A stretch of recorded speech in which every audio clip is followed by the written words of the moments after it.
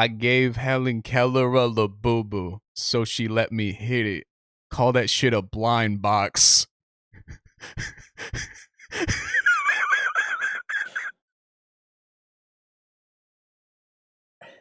I'm not talking for the rest of the pod. It's just you. This is a solo show now. What are my options? It could be any 3 crimes. What are my options? Find a tombstone. Oh. Should I just take off my clothes right now? There's no possible way I can win. I was supposed to record earlier, and I got stranded at my dad's this morning. And you sent me a cute little video that will just for the audience right here.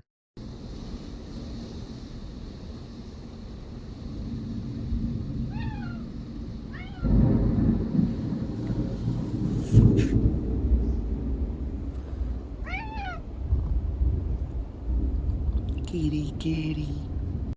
Which is just kind of watching a classic Oklahoma storm and then going, kitty. Kitty. Was that a cat making those noises? Yes, Okay. She was scared of the weather. Until you said kitty, I thought there was like a Rottweiler. I've never heard such a guttural like meow from a cat before. I think one of the meows was me. I think I said a meow back, and I was like, meow. Well, yeah, that makes sense, but It was coming down hard. We've gotten like 85-mile-per-hour winds the last 2 days in Oklahoma. yeah, it's an extra late spectacular tornado season for both of us. It's been bonkers. It's been flooding here like crazy, but not too much tornado stuff. It's mostly just been way too wet. Wet and windy. Which is good. I kind of, the wet and the windy is saving me right now because for those of you that don't know or don't be aware of things, it's America's 250th birthday this year. And we're coming up on the 4th of July, and we both live in the Midwest, which means doesn't matter if you're in a city, a town, or in the countryside, typically from 7 days before the 4th of July to midnight 4th of July, it is fireworks 24/7. There is no restrictions because far be it from some mayor to be called a communist by his citizens for suggesting that we don't need to do it for 7 days straight. Well, this year it's America's 250th birthday.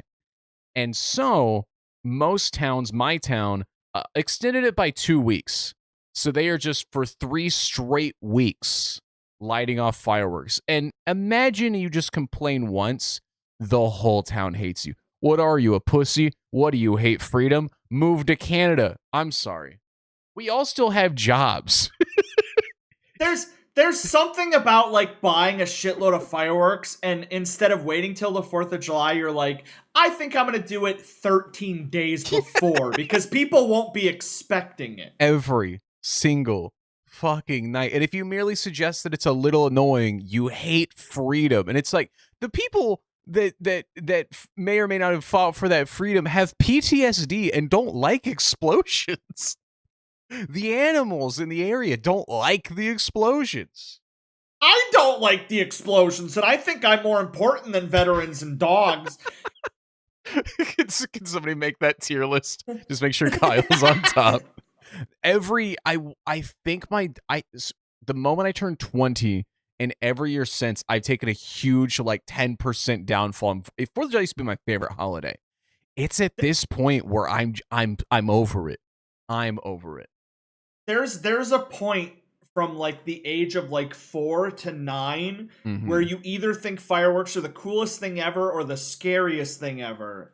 And then after that, you're kind of just like loud explosion. Yeah, because when you're a teenager, you're like, I can destroy things and nobody's gonna get mad. I can put this in trees, I can put this in toilets, I can make boom boom, just let it ride, and it's pretty fantastic.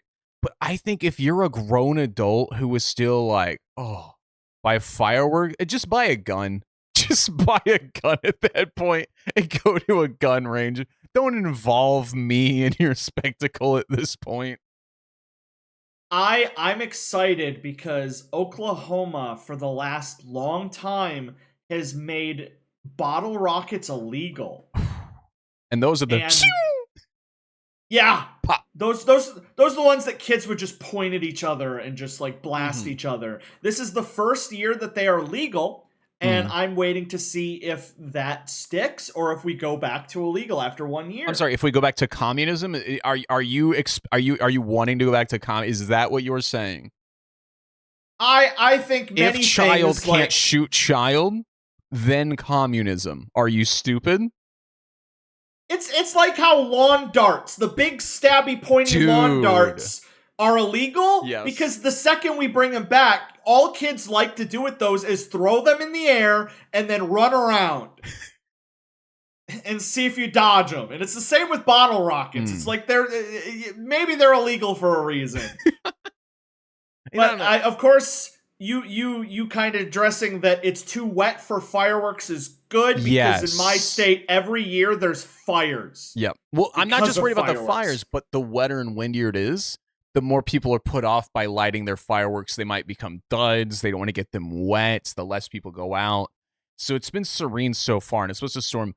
But the week of the 4th of July next week, it's sunny, and it's just going to be a war out. All these people that were complaining about gas prices and grocery prices for the last 8 months suddenly have $10,000 of disposable income for fucking fireworks. Which is the best investment, because after like 3 minutes, that shit's gone. After like 3 minutes, you're kind of over it. Yeah, it's always, you hit, the first few is like nice or hell yeah. And then there's kind of that foggy, misty, kind of like zone out of the middle phase. And then they kind of reel you back in for the ending. Right. I like the fireworks shows that are like, listen, we're just going to do the ending first. We're just launching everything at once. Yeah, I don't know. Watching fireworks just has such a limited shelf life, whereas shooting fireworks at each other as kids, as teenagers, is amazing. But eventually you get old enough, and then there's these rules, and you worry about your own health and that out. Like, I'm sure once I have kids in the future, I think I'm going to come around to liking 4th, because eventually you view the world through their eyes for the first time, and it comes back to you. But then one of them will shoot each other in the eye, and I'll go, never mind. I'm reminded why this sucks. Do you know anybody or anybody close to you that was injured in a firework-related accident? I had a classmate. I had a language arts teacher, and she had a son who was my classmate. And he iconically, in like 2008, I want to say, was real hype about the Obama thing. And for 4th of July, this is classic Midwest thing. People think this is crazy. You make your own fireworks. And to what degree you do that is kind of like, I would take all the different firecrackers, and I would tape them together, and I'd roll toilet paper around the fuses and just try to make a bigger boom with no understanding of how any of this worked. Well, some kids would get all their fireworks, and they'd empty the gunpowder into metal containers. This is what America we call a pipe bomb. And this kid, Jordan, we'll call him Jordan because his name was Jordan. He was in his mom's garage this 4th of July, and he had poured a solid just tube of gunpowder straight into this metal container, and he went to hammer on the metal top, which, I don't know if you know this, Kyle, creates a spark. And it blew up the garage and blasted his arm off from here down that was holding it. Oh my just God! Clean off. Luckily, I had a sense of humor about it, and he always... I never asked him if it hurt. But yeah, he would always poke people with it. He always had cool arms and such. Like, I never saw like the bad side of it. He carries his arm around and pokes people with it? No. He has a nub. He'll poke people with the nub, or he has the arm. And he just like, every 4th of July or so, he'll post on Facebook, because he doesn't live around here now. And he'll just do things, one-armed or whatever, or just be like, maybe I'm not doing the fireworks this year. My favorite genre of person is like when somebody becomes like a spokesperson because of a thing directly related to them.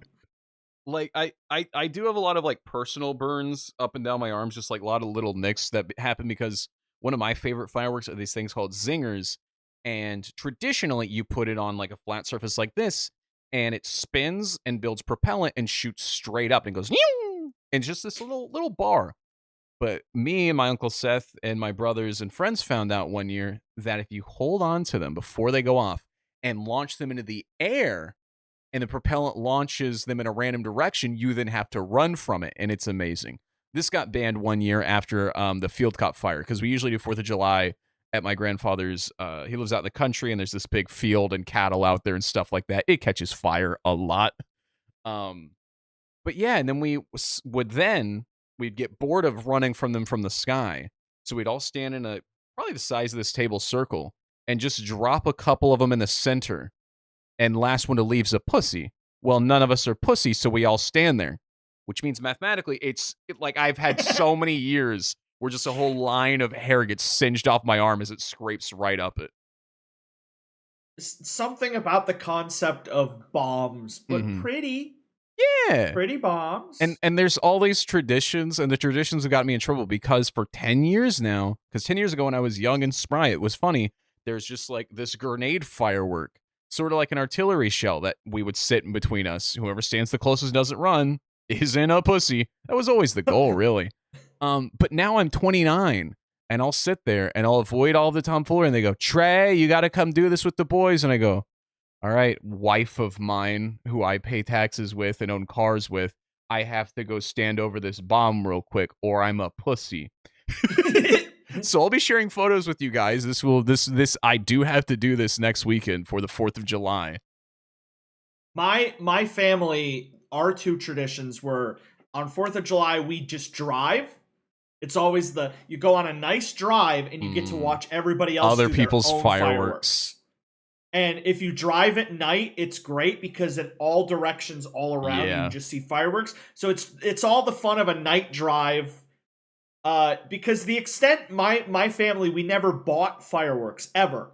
There was never a year where we bought fireworks. The only things that we ever bought were sprinklers, which are literally the sticks that you hold that go. Psst, those are called sparklers, bud. Sprinklers? You said sprinklers. Sparklers? They're called sparklers. I've been calling I've them never heard sprinklers. maybe that's some Wisconsin mom thing. I don't know. I've never heard them called sprinklers.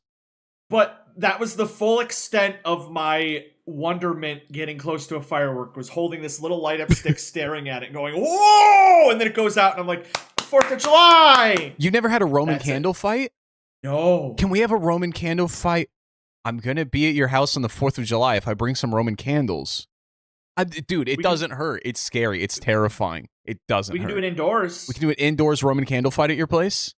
It'd be a good bit. Hell yeah. My landlord won't be happy. So just to figure that out real quick, because your message confused me and confounded me. On the 4th of July, so you're going to be at work the morning of the 4th of July, or you go to work the evening of the 4th of July and work till the 5th morning? 4th of July, I have to check my schedule to see if it changed, but it should be 8:15 p.m. to 6:15 a.m. the following Sunday. Got it. So, do I need to arrive at your house before you go to work so I can get into your house, or do I need to wait outside your house till 6:15 in the morning? Preferably if you could show up at my house some point in the day before 8 p.m. so I could show you in and let you know everything. Yeah, we'll get that more figured out. How many people are going to be there? Just me and Priscilla. Okay, I didn't know if you're bringing I'm not extended family. Goofy. No. Why would I bring extended family? Yeah, you're bringing the whole family out to the lake and you're like, I know this guy. Oh, no. So I'm not Britain. Okay, so my dad is having a private vow ceremony at the lake on the 4th of July. And possibly trashy. That's for the audience to decide. But none of my family could make it. And me and Priscilla were like, well, Teal lives in the state of Oklahoma. So what if we went to your dad's thing just for the vibes and then afterwards went to Teal's house? And I was like, we do need an excuse to go to Teal's house. Now, I don't want to dox myself, but let's just say that if you Google Oklahoma Big Lake, there is the Big Lake in Oklahoma. Mm-hmm. Zip code 74019. The Big Lake. Everybody loves Big Lake. There's also Lake TV. Lake. I'm so scared of lakes. See, that's crazy. I hope you enjoy your stay, but it's those penis bugs. I'm scared. I'm not staying at I'm going to the lake, enjoying a nice ceremony, then I'm going at your house, and I guess me and wife are gonna just probably go to bed alone at your house while you're not there. Are you guys okay sleeping in my bed? Is that what you are? I Usually, was you I have to was be okay with that. I'm okay with whatever accommodations you. We could sleep on the floor if you want us to. Do you want to I sleep in originally my thought bed? It freaks me out a little bit. Do you have cameras in you there? guys want to sleep in my bed. I didn't know how many people you were bringing. I was prepared to get an air Oh my mattress. god! Yeah, we're just doing surprise goofy guys 4th of July. I it'll work out, and then we can do stuff on Sunday. Yeah, For that's what I however long was. you'll be there Sunday. Yeah, I was to say because it's like a 4-hour drive home, and Priscilla works early on Monday. So like, so long as you're up, but when do you get off work? I'll be home at like 7 a.m. 7 a.m. Okay, if you can wake up by I don't know, fucking. When would you normally get up after a shift like that? I am off Sunday, Monday, Tuesday. So worst case, I can sleep any other time. If I get 3 hours of sleep, I will power through that Okay, shit. I was gonna say ideally we film from like noon to 4 or hang out around that time, and then we leave about 4 so we can get home by 8. I will do my best. Okay, because it'd be You have really. not been in my new house yet. I haven't. You've been here so many times, and I haven't been able to make it down there. Um, I hope the funniest thing happens is you oversleep, and we just never interact. I show up at your house, you go to work, we go to bed. You come home, you go to bed. We wake up, we wait for you to wake up. It's then 4 p.m. and we go, well, let's go now. I think the most terrifying scenario is the idea of somebody being in my house for a long period of time and I never interact with them. Never interact. It's just like some things are moved. Yeah. I'm like, what did they touch? What did they take? So, 4th, 5th of July, I will be at Kyle's house. If you guys have ideas on stuff to do, let us know. Or Kyle, if you have an idea to do at that time frame, we could try and film a pod. I have a pretty mobile setup, but we don't have to do that. We could always just eat a food burger or do a stream at your desk or something. We could go all out. Yeah. I will be rocking 4 hours of sleep. I'll be in a great mindset. I thought about because if we get there too late and you're at work already, well, I already know where your job is. I've got the Hannah connection. She'll just give me the directions and I'll show up to your work, and I can just be a celebrity at your job. They're like, wow, this is the Tre guy. I honestly, genuinely, 100% really hope that you show up at my work, because I've told my coworkers that you're going to be there and they're really excited. Do you know what? You told them I would be there? I told them you're going to show up. Do you know what would piss me off? We don't tell your coworkers, okay? This is the worst case scenario. And you're like, they all love the pod Tre. And I show up to your work and I just like peacock walk around. I'm bumping into tables. I'm playing every game. And nobody goes, oh shit, it's Tre. I would cry. Because that's 90% of our audience is the work staff there. You'll just have to be walking around and you're like, hey, WAMO, anybody? WAMO? Yeah, I hear Dave and Buster's really likes podcasts. You can go in before I go into work, and it just people would be like, dude, he was here. Dude, yeah, I go, was oh here." shit, man. And I leave like just they're like, no. Tre, in 10 minutes he's gonna show up for work. No, I gotta get back home. And they're gonna be like, Kyle, you fucking idiot, you missed Tre. God, that would be so good. Man, we got stuff planned for 4th of July, so there'll be activities, fun things. Ooh. Are you guys gonna be one of the ones that like has your own fireworks show there? We are doing fireworks. Ooh. We will have some music, we'll have some food. There'll be a weenies probably. Nice. Yeah. It's been a long week.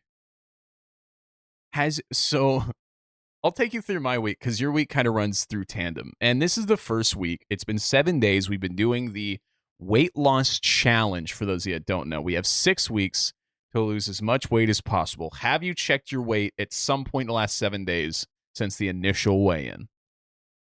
I can go weigh myself right now real quick, but I will give you a heads up. I skipped the gym again this week. And there's something else that happened. Yeah.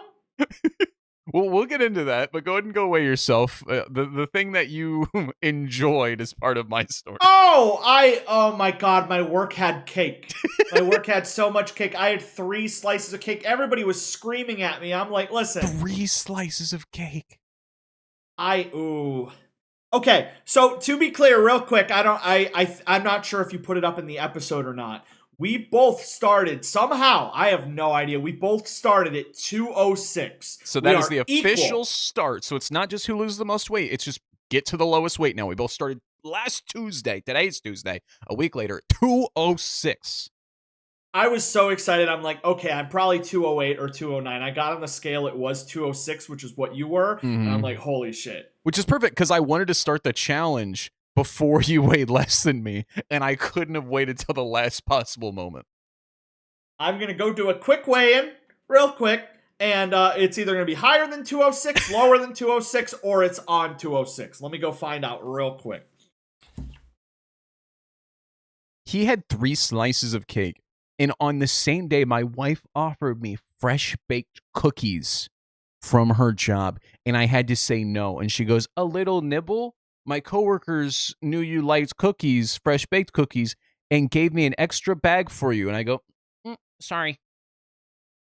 Meanwhile, Kyle had 3. I could have had the cookies. It would have balanced out.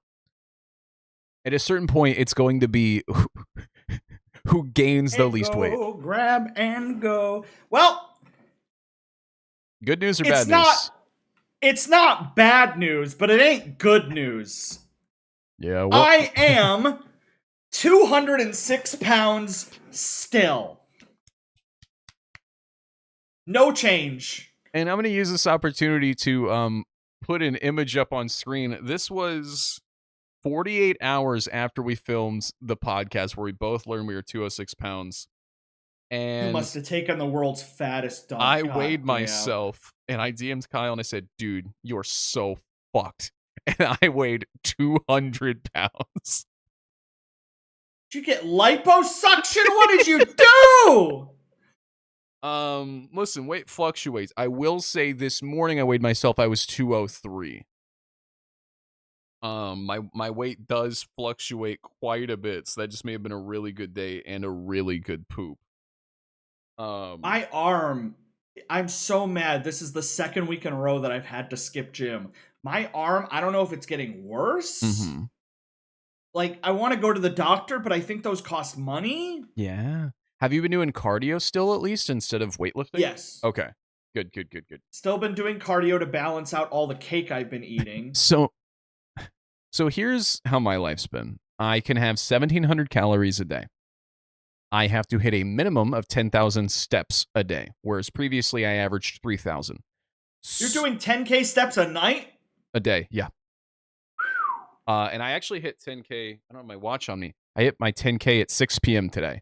So I think I'm going to end up at like 11,500. But so the next day, the day after we initiated the challenge, I woke up. Within 5 minutes, I was outside and I walked 3 miles.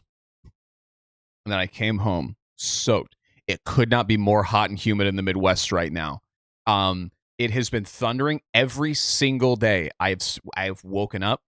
I haven't shit. I haven't pissed. I haven't eaten or drank. I get outside and I go 3 miles down the road and then I come home every day. It has been storming.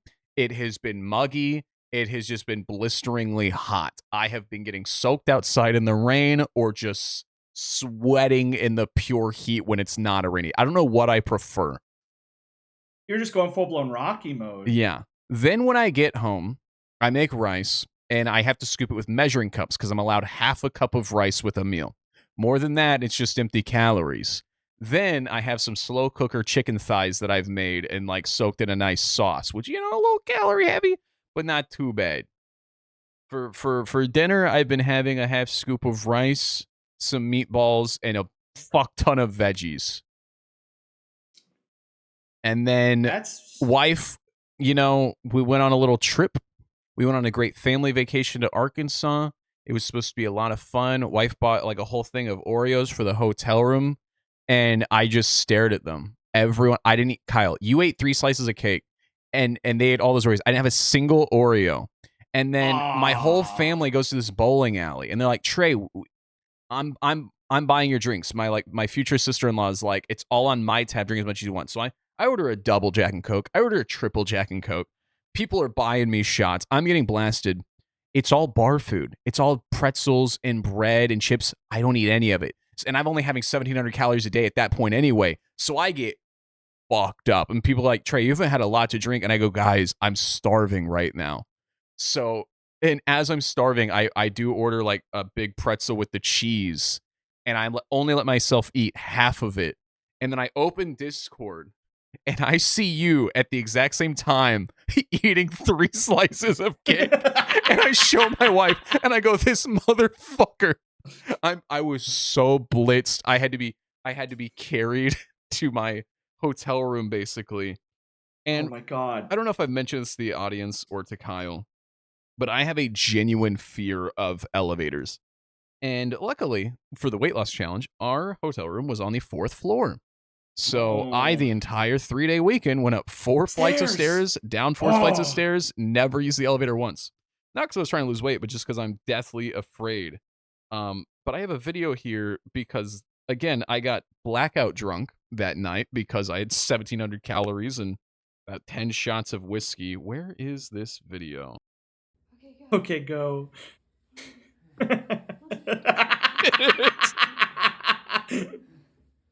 Nice shirt, by the way. Thank you. I woke up the next morning, my arms hurt so bad, and I was like, I think I slept wrong. She goes, it's because you dog crawled up 4 flights of stairs. And I go, I what? That's disgusting. On the hotel floor. Oh. You're locked. You might go crazy. Because yeah, I got back and I was like, man, I need to eat something to soak this up, and all there was Oreos, and so I just went to bed very drunk. I'm scared because I've been doing the cardio. I've still been eating fairly okay. I've been eating a lot of meat. It's just a lot of meat. It's just that it worked out for me because my 3 days a week I would go hard on weights, and those were the days that I would have to like try and eat more calories. Right. Eat protein, eat a lot of chicken, eat a lot of rice, just try and get my proteins up. And then the other 4 days is just cardio and rest to bulk. And now because of my arm, which unless I go to the doctor and find out what it is, I'm just trying to like, my dad is like, yeah, I've had so many arm issues. You just gotta wait. You gotta wait for it to get better. Don't use it a lot. You know, maybe a month or 2, it'll get better. And I'm like, I don't have that long. All my coworkers are going to the gym. They saying I gotta go. I'm in a goddamn challenge right now. And you weigh 7 days later, you weigh the same. I'm glad I'm maintaining my weight. Did I tell you what my goal? Did I tell you what my goal was for 6 weeks? Not just to beat you, but like how much I want to beat you by? How much you want to get? I want to weigh. Let me try and do the math in my head. My goal is to weigh 180 pounds. At Goofy Guy. Which means I need to average 3 pounds a week, which I did this first week, but that's the easiest week. It comes off quick. I have to now for 5 more straight weeks. And there's some tech I found from a comment. I think it was Baziger or Bidazor, one of the two, commented and said, careful with the chicken, they're high in sodium. I've been reducing my sodium intake so my body doesn't hold on to water as fast. I am getting dehydrated faster, but it's keeping the water weight off. See, I avoid water weight by just not drinking water. I only consume sodium, but it has no water to grab onto or any nutritional content. None whatsoever. But yeah, it's been miserable. Thank God for my supportive wife. We basically had a different dinner every night for the last week. She'll have something nice. She'll have like some popcorn chicken and some tater tots, and I go, well, I'm gonna have day 3 of these chicken thighs that I shredded over rice. And normally, whenever I have the meatballs or the chicken, I'll put some teriyaki sauce and toss it. Dude, that's 120 calories right there. So it's dry rice and dry chicken. So are you counting calories? Yes. Okay. I just want to tell you real quick because the news dropped today that Subway is launching the Sub Dog, which is a hot dog with toppings that you can get at Subway. And the reason I'm bringing this up is because of the caloric intake. Each sub dog is 1,280 calories each. What a sub? Is it a foot long or is it just like a normal hot dog? It is just under 20. No, I'm looking. The 20 inches. The IKEA. That's the IKEA hot dog. I don't know how big it is. Okay, Subway. It looks like it might just be like 6 Yeah, it's foot long or inches. 6 inch. It's in the bread. They're just putting, so they have a new meat basically. It's so that's why it's so many calories. It's all in the bread. I thought the dog. Yeah. Okay, Because they have the foot long cookie, they have the foot long nachos, the foot long sandwich. Now they have the foot long hot dog. Yeah, it's the same bread. Oh. I don't want to be the guy to be like, damn, the economy, but they're advertising $6 for a 6-inch sub dog. Back in my day, you used to be able to get a $5 foot long.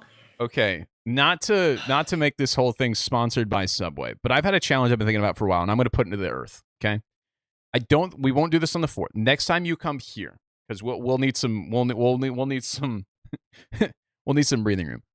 We need to see who can eat their height in Subway the fastest. So we measure our height because they have foot-long cookies, they have foot-long nachos, foot-long hot dogs now, foot-long sandwiches, foot-long wraps. We each measure ourselves and we go into Subway. And you could do it in 5 foot longs. You could do the strat if you want 2 foot-long sandwiches and 3 foot-long cookies. Whatever you think gets you your height. Did you just imply order. that I'm 5 foot tall? I figured we would round. I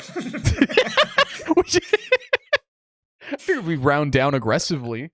Round down. I think we could just both go for 5. No, I want to look at it. Well, so we'll go into inches. So we'll both get 5 foot of food, and then we'll split 1 foot to like even out.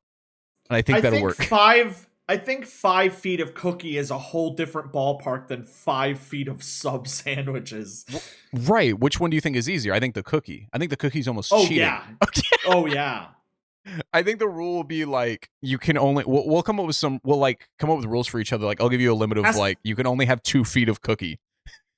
It's like every foot has to be something else or something. Oh yeah. But we'd have to do it over like a day. You'd have to give me 12 hours to eat 5 feet of Subway. Because like think about your intestines and the way that it's entering the body and exiting. But I think we should start this challenge. Nobody's done it before. It'd be a first Twitch challenge. Eat your height in Subway. We'd each have our own strategy. One of us would do the nachos. One would do the wraps. We'd both do the hot dog. I looked at the hot dog. And now that I'm thinking about it, a giant hot dog between 2 Italian urban spices. 1,280 calories! Yeah, that's all. That's their normal sandwiches. The hot dog's not doing that. Have you not eaten at Subway recently? No. That's why you order a 6-inch sub for like 600 calories. Subway's not that. People hate on Subway. I kind of like Subway. I can't eat it right now because so here's the other thing. I don't eat bread. I go to McDonald's, I get a McChicken. I have to throw the bread away. That's a part of the diet. No bread, no sugar, and no liquid calories. Those are the 3 things on top of counting calories and staying under the number.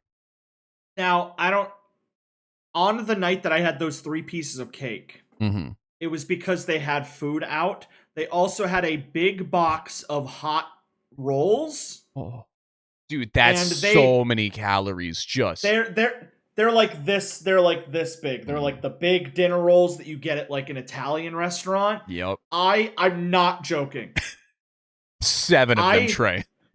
I had 2 of them on each of my breaks, which I get 4 breaks, so that's 8 rolls. Oh my God. And then I had 2 as I was leaving. And then I accidentally realized that I had brought my radio like nearly home, so I had to turn back around and return my radio, and I grabbed an additional 2 rolls. It's a miracle you're the same way. I'm actually impressed that you say 3 slices of cake and over a dozen dinner rolls is like that's exclusively carbs and sugar over like 3,000 calories in one day. And you had a dinner and a lunch. I also had 3 pieces of fried chicken patties, 2 platefuls of mashed potatoes with white gravy, Dude, I'm trying way too hard. This challenge isn't lose the most weight, it's gain the least weight. Pretty much. All I need to do is just stay the same weight. That'd be so funny. We both show up to Goofy, guys. Everyone's so proud. It's like, wow, you guys look good. They're just trying to be nice. We look like shit, and we've both gained 10 or 12 pounds. It's like, well, I guess Trey gained slightly less weight.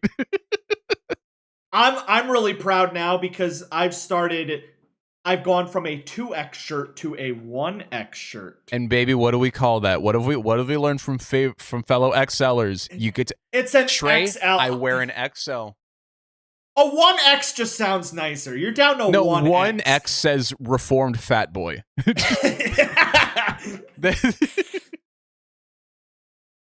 So yeah, maybe I'm trying too hard, but that's why outside of trying to beat you, I do have a set number goal that I want to achieve. I do a lot of steps at work though. My right, but it's not burning extra weight anymore. Your body's gotten used to it. Me, I have sat in this chair for the last 7 years, and now 3 miles minimum a day. And guess what? Today, I ran a little bit. Oh. I introduced fast walking. Yeah. You know, they got gyms now that have Stairmasters. You can just do stairs for hours. Dude, stairs are terrifying because I can walk for miles and miles and miles, but you introduce elevation, I'll have a heart attack, man.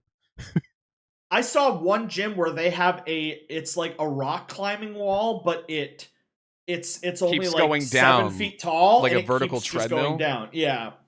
I saw one. There was this Stairmaster TikTok. It was this girl was at the same gym as RFK Jr.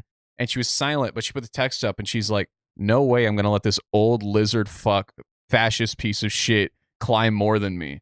And he climbed for like 2 hours straight. And like halfway through the video, she's just red and soaking wet and just like, dear God, please stop, please. And he doesn't even know that she's doing this challenge, but he eventually gets off just like, ugh. And she goes, yeah, bitch. And just like slumps off the Stairmaster into just a pile. There's some crazy protein in raccoon penis or something. I don't. God damn. Dude, he's been eating that blue paint at the fucking White House lawn. That might be my favorite event of the year, is just this whole goddamn Trump versus algae. It's so funny going worked from for so long. It's just been there. The evolution of saying this stupid reflecting pool that he's gonna make it nice and fancy by making the bottom blue.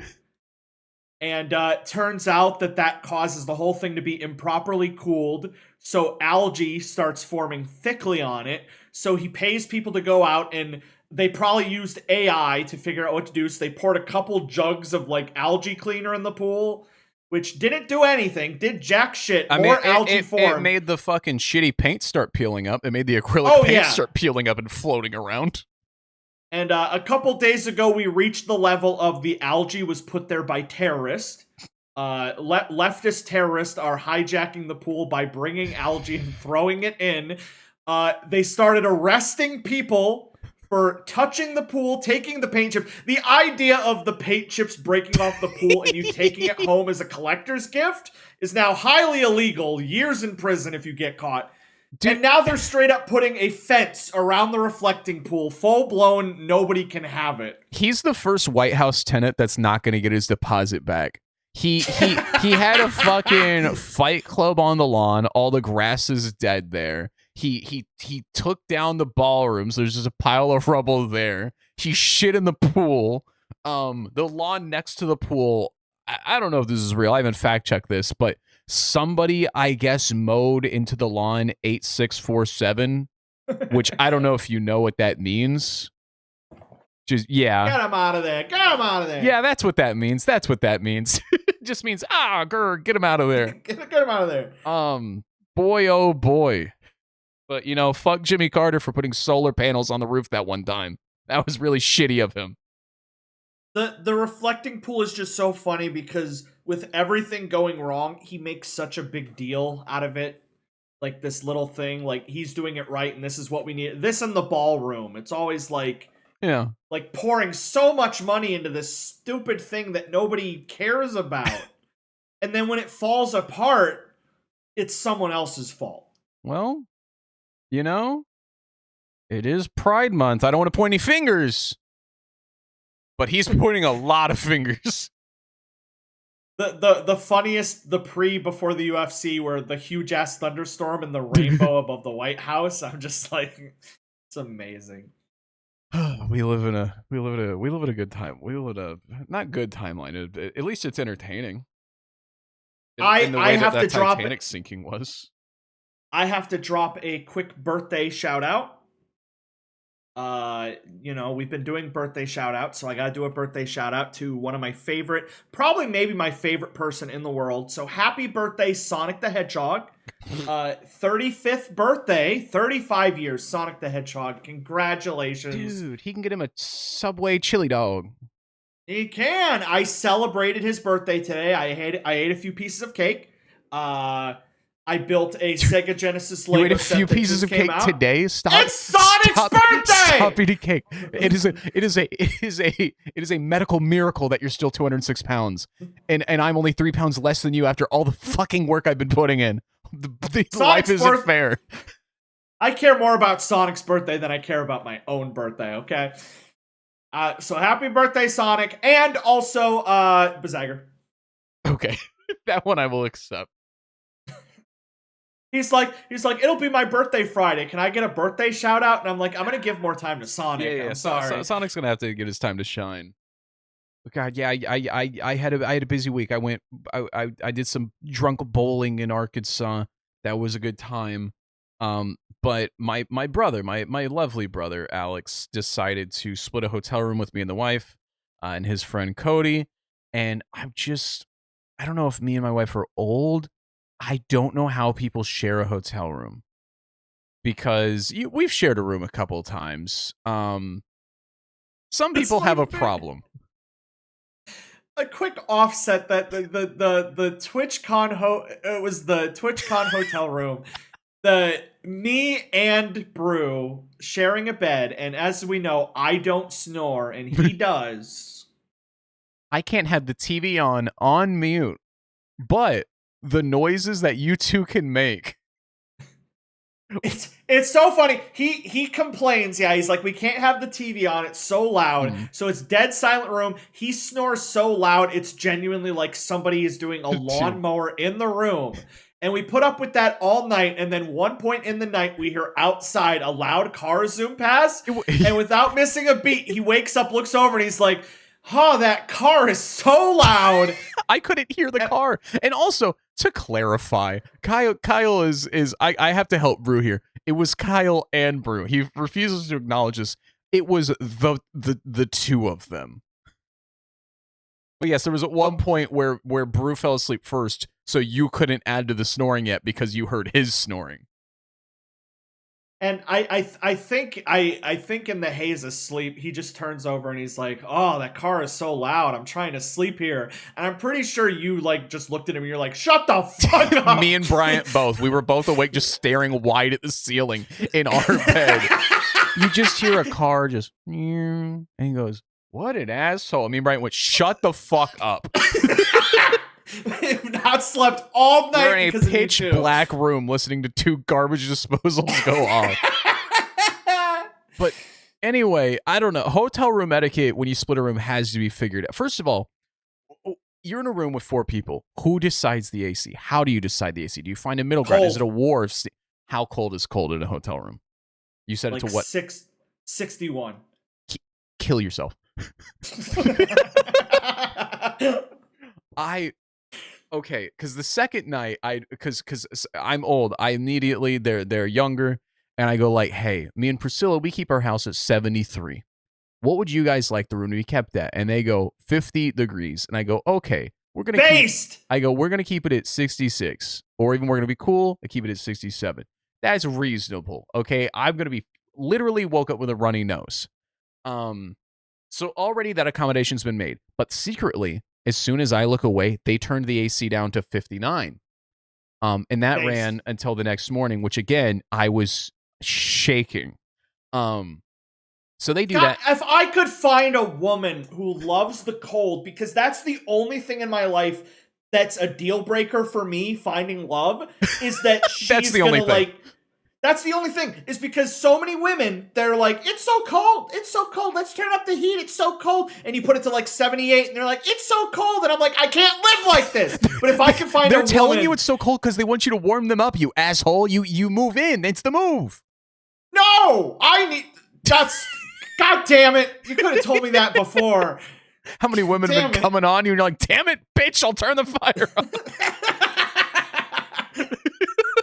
She's like, it's so cold. If only someone could. And I'm like, fine, I'll turn it up to 80. I'm sick of you.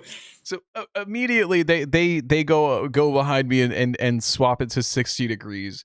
All right, fine. I'll guess I'll put on blankets and I'll sleep in clothes, which is uncomfortable, but it'll help me sleep through the 60 degrees.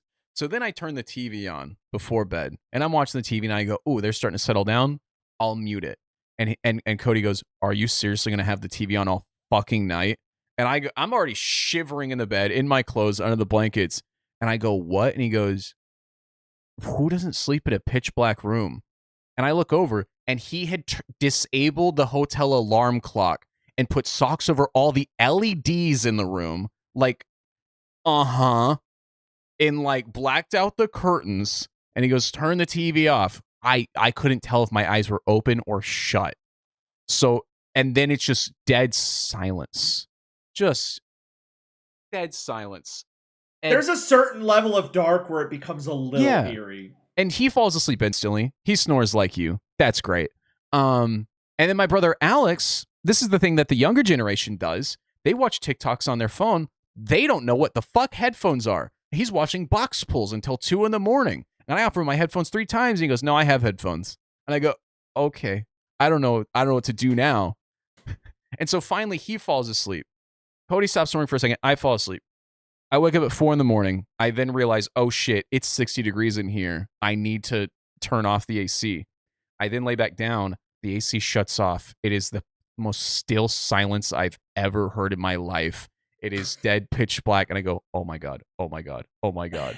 So I slept for 2 hours, woke up for 2 hours, slept for 2 hours, woke up for 2 hours. And everyone was like, "Why isn't Trey going to come climb the mountain at 9 a.m.? And I went, you're insane. You're insane. I'm sleeping till noon.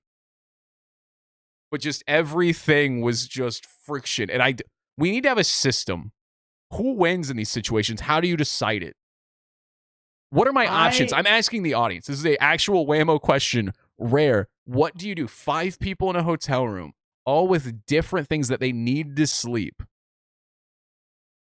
I think he should have an eye mask, right? Yes.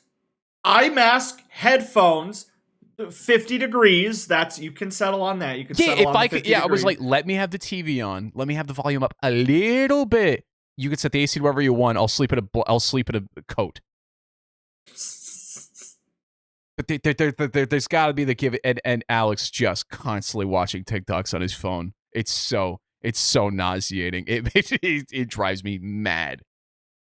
I can't do noise when I sleep because it gives me scary dreams. Interesting. For me, it does the opposite because whether it's ADHD or anything, my mind does not shut off. And I'm usually okay with that. But I need the TV to like guide my thoughts because if I'm in a room and it's pitch black, dead silent, and I close my eyes, it's like when you watch TV static too long. You start to see faces in it. Like I close my eyes and I'm too good at visualizing and thinking. And like I see the apple. Do you see the apple? Yes. You see the apple. Okay. I did that test at my work the other day. I have a coworker where they cannot visualize the color red. Dude, yeah. Because some people can like see. Some people can't see anything. Some see the objects. Some can see colors. Some see it in 3D. I see the whole spectrum. And so if it's pitch black and I have nothing to guide my thoughts, I just start seeing like patterns in the static, like the way AI sees, and it gets violent and graphic. Like it becomes what is that band? There's like this it becomes like a Korn music video so fast, or like a 9 Inch Nails concert, and I have to open my eyes and go, Jesus Christ, that was awful. Because if I sleep in silence, it's like my subconscious is just like, yay, dream. But anytime the TV's on, that becomes my dream. Like my dad, he had the living room TV on and it was game shows. And I fall asleep to game shows and I just had back to back to back dreams of me on game shows. Isn't and that it's awesome? Just like, I eventually after a point, because it's like I'm still kind of tired in my dream. Dude, sometimes dreaming is exhausting. Sometimes I'll be like, oh my God, can we wrap this up and just have darkness for a little bit? I should test this more often. I wonder, like, genuinely, like, if I just put on, like, hardcore pornography and somehow manage to drift off to sleep, like, would I be a porn star? Dude. If I just put on, there's so many opportunities. Have you ever, are you telling me you've never forced a wet dream? Whenever I have, like, a sexy dream, I instantly break the illusion because I'm like, this shit ain't real. You're better than this. Like, girl, you're better than this. This can't be real. My dream, honey, in my dream, she realizes she shouldn't be a stripper and gets a real job and leaves me. And then I sob at the strip club after convincing them all to leave. She looks at me and she's like, "Ugh, not in your dreams," and leaves. And I'm like, "It is my dream." But yeah, no, I gotta have the TV on because then there's yummy colors. It's not darkness, and it's like blues and greens and a guy. Oh, just like because it also just steers my brain. Because otherwise, my brain is like, 2 weeks ago, remember when this happened? Hey, tomorrow you should do this. Hey, WAMO's coming up. You got to do that. Hey, there's that video you got to worry about. Oh, when you go to Kyle's house, you got to talk to him about this. You got to talk about that. I go, fuck, stop. Do you get the obvious nightmares or do you get the subtle nightmares? I almost never get nightmares, except I always get them when I take cold medicine that puts you to sleep or melatonin, which sucks because in those hotels, people are like, just take melatonin, you'll go to bed. Every time, the most vivid, like, there's that word where you know you're dreaming and it feels so real and terrifying. Lucid? Lucid dreaming. I have the most nightmarish lucid dreams on melatonin or cold medicine. Everyone in my family died. Like, people are like, you never see your reflection in a dream. You never see yourself die in a dream. I die in those dreams all the time, dude. And it's always like the house I'm living in. And I think it's so... I've woken up and been like, I have to call them and make sure they're okay after that. When I dream, it is so lucid and vivid. And I wake up in a cold sweat. Shit. I get nightmares very rarely. Unless I take those things. But maybe like once a year, I'll wake up and be like, I got to talk to somebody about this. I need therapy. That sucks. I got to figure out what my brain's trying to warn me about. Because it's usually just it's either nothing or your subconscious. Like, I get recurring dreams and I go, I got to figure that out real fast. Something's going on up there. Because that's the worst when you have a nightmare and you eventually have to go back to bed and you're thinking, you're going, please not part two, please not part two. And I've had 50-50 where it either just immediately picks up where it left off and continues the plot, and I go, fuck. Or you just never have that dream. You're like, oh, thank God. I'm actually upset because I want to recover it because all of my nightmares end in cliffhangers.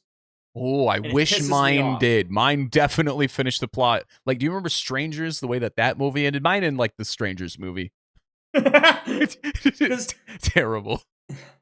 Is when I said, like, obvious or subtle, because the obvious nightmare is, like, I'm being chased by a chainsaw man or a dinosaur, and he gets me, and I'm ripped apart, and then I wake up. Oh, that sounds great. Mine is, like, I'm being mugged on a street I live by, where muggings do happen, and they cut my gut open, and I go to the hospital, and I'm being taken care of for 2 months, but ultimately I die of my wounds in my wife's arms.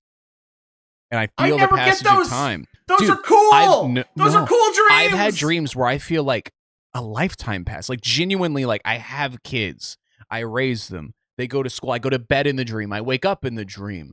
And it just and I wake up and I go, holy fuck, that life wasn't real. Like, and I get sad. I go, well, that was beautiful. Or again, like, literally, like, 6 months, I'm slowly dying of, like, pneumonia. And I wake up and I go, fuck, I gotta never get pneumonia because that sucks. Those sound awesome. Whenever people tell me about those, I wish I had them because I literally, all of my nightmares are subtle, really, really subtle cliffhanger nightmares because I always wake up too fast. like I'll literally have a dream where, like, I'll be home and I'll be looking outside and a car I don't recognize rolls up. And then someone who's with me is like, he's here. and I'm like, he's here, and then somebody knocks at the door and they're like, I'm here, and then like they kick the door, and right as the door is kicked open, I wake up and I'm like, who's that? I wonder what's gonna happen next. And then I go back to sleep and it's a different dream. I'm like, who the hell was that? I'm going to take a month and I'm going to have a dream journal by my bed for the podcast, because I haven't tracked my dreams in a long time just because they happen so often and it's just exhausting, and I throw them in the brain dumps, because if you don't write down a dream or tell someone about it within an hour of waking up, it's gone. It's gone. But yeah, I'll keep a dream journal and see what comes up, because I'm sure there's some interesting dreams. I remember as a kid when I would go to church regularly and was very, very religious. I don't know if you or anyone else has ever had this. Scary Satan dreams. Dude, I would dream about Satan killing me and my whole family every night. I was like, dude, Satan is going to get me. This sucks. Do you have like recurring physics or bits across all dreams? The most reoccurring like dream that I have the most is the boring one that everybody has, which is the teeth. The teeth. It's always just like a tooth is missing or teeth fall out. And I'm like, oh no, tooth fall out. And then I wake up and I'm like, that's a stupid dream. I hate that dream. That's like the one rerun that I get like 4 times a year, that every time I get it, I'm like, that's stupid. That was a waste of a dream. Waste of a time slot. That's your subconscious telling you to go to the dentist, by the way. Just a heads up. I think so. Yeah. My only, whether it's a dream or a nightmare, whether it's short or long, whether it's about a clown made of cotton candy or incredibly vivid, I can always fly by pedaling my feet as if I'm on a walk. And I always wake up and I go, Yoshi. And I wake up and I go, shit, people can fly. They're just stupid. You just lift up your foot and don't put it back down on the ground. And I do this in every dream, and sometimes I'll forget about it in a nightmare, but I'll be loose enough and I go, oh shit. And I'll just start pedaling up into the sky away from the monster. Every dream I can pedal fly. The monster's like, he's like Monsters Inc. where he goes to different dreams. And he's like, I hate the ones where they know how to do that. So at least I've figured out that tech. Like my subconscious has figured out that at least, which is a really helpful tool. I don't know if I talked about it on stream before, but the one thing that happens to me is whenever I do have a nightmare, my legs itch. Oh. I wake up with extremely itchy legs. That sounds and it's always interesting. I know, and it's always without fail nightmare itchy legs. And I Google it and there's nothing except for like a few Reddit threads where someone's like, does anybody get really itchy legs after a nightmare? And then there's like 20 comments where it's like, dude, me, totally, yeah, of course. Why does nobody ever talk about this? And I'm like, what does it mean? What is it? Like, yeah, do you think itchy legs makes nightmare or nightmare makes itchy legs? I don't know. Because yeah, what if your body thinks you're being attacked because your legs are just happening to be itchy and it goes nightmare, nightmare, nightmare, nightmare. And it's like genuinely just wake up and legs itchy, not even like a little itchy. It's like for like 1 minute, just like itchy as hell. Yeah, I only ever just wake up sweaty. I've never had the itchy leg issue. Have you ever had the sleep paralysis demon? I have never once in my life experienced that, but the way people tell it to me, I'm like, that's the scariest thing I've ever heard. I've had it about 6 times, and it's such a scary thing in life that even at 30, I can tell you 6 times. I can remember each event. The first 4 happened 4 days in a row, which makes you go, oh, so this is life now. Oh, this is my life, and this fucking blows. Because at the foot of my bed, I had this alarm clock that my grandma got me, and it would project in giant red text on the wall, which feels like a horror movie thing, but at the time I thought it was cool. The time. And so I would go to bed with my feet facing that wall and the giant text on the wall. So I'd open my eyes and go, that's the time. I know if I can sleep in for school. Very convenient. And I remember I went to bed and I woke up and I couldn't move. Sleep paralysis. Didn't know it. And the time is 3:59. And then 4 o'clock. And you're trying to scream. I can't scream. I can hear my parents snoring in the next room. And then my sleep paralysis demon, very different from the way other people describe it. Mine's how I visualize Bloody Mary being, which I guess at the time was the thing I was most afraid of because I was very much thought Bloody Mary was real because kids are terrible. And she just crawled up on my bed, sat on my chest, and just ripped into me, ripping my organs out and intestines out. And then eventually I would start to like be able to move. She would fizzle out. And I would get out of bed, drink water, and just stay up till school. And then the next night, I go, fuck me, hope that doesn't happen again. And I go to bed, and I wake up, God, I swear, I wake up and I see 3:59, and I go, "Oh fuck me," because now I know it's coming and it's worse. And that happened 4 days in a row at exactly 4 in the morning. I don't know what was recurring in my life at that point, but I knew I was awake because I always eventually came out of it. That clock. Yes. You probably smashed that damn clock. After the 4th day, I made sure to I turned off the projector function and never used it again. Because I was like, I don't want to see it coming. You wake up and you're like, I wonder what time it is. Probably not 3:59. Fall back asleep. But just to have a time like that and just be terrified of the number, and so for a while it sucked to sleep but it's happened like 1 or 2 times since then. Just randomly. It's never been a recurring event since, but it's crazy the idea of like dreaming with your eyes open, because I've had plenty of like awake dreams where like there's like a point where like you're sleeping and you're conscious and you know you're not asleep, but I'm still dreaming. It's like it's my favorite thing is when you're like trying to fall asleep and you can start hearing things. Like you can hear like voices, you can like hear conversations. I don't know if this is a thing a lot of people you can hear your dreams before you see your dreams? Yes! Kyle, that's amazing. Also, you might be schizophrenic. I might be schizophrenic, but it's the coolest. It's my favorite thing is like lying down and when I'm tired enough, because if I'm too tired, I fall asleep. But if I'm like not tired enough and I can hear sounds, I can hear talking. But if I become like way too sentient, like I open my eyes and I perk up, it goes away. But if I lie there, I can listen, I can hear, I can like understand, and then I fall asleep and then the visuals kick in. Okay. It's so cool. So you can see the apple and you can hear a dream before you see a dream, and there's a transition there. So are you a person, so this is another thing that makes people different, do you literally hear your voice think in your head? So some people when they think, it's just sort of like a motor function. They don't literally they don't see the words in their head or hear the words in their head. I can give mine an accent. I make him talk like Johnny Depp sometimes. Whenever I'm just sitting there, I go, oh, wait, I can't. Sorry, I just heard him go, you just trying to think the voice at me? You're like, dude, listen to this funny accent. I'm going to imagine it. Dude, just picture the best Johnny Depp impersonator ever. He just said, what's bruv? What a dumb fucking thing I just did. It's crazy to like differentiate because I can imagine sounds.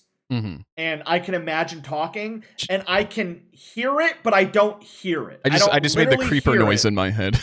Yeah, I can imagine a noise, and it's like I can imagine what it sounds like, but I don't like physically hear it. But the imagination's strong enough that I hear it. That my brain interprets that it hurt. Yeah, it's not like going to my ear or anything like people think.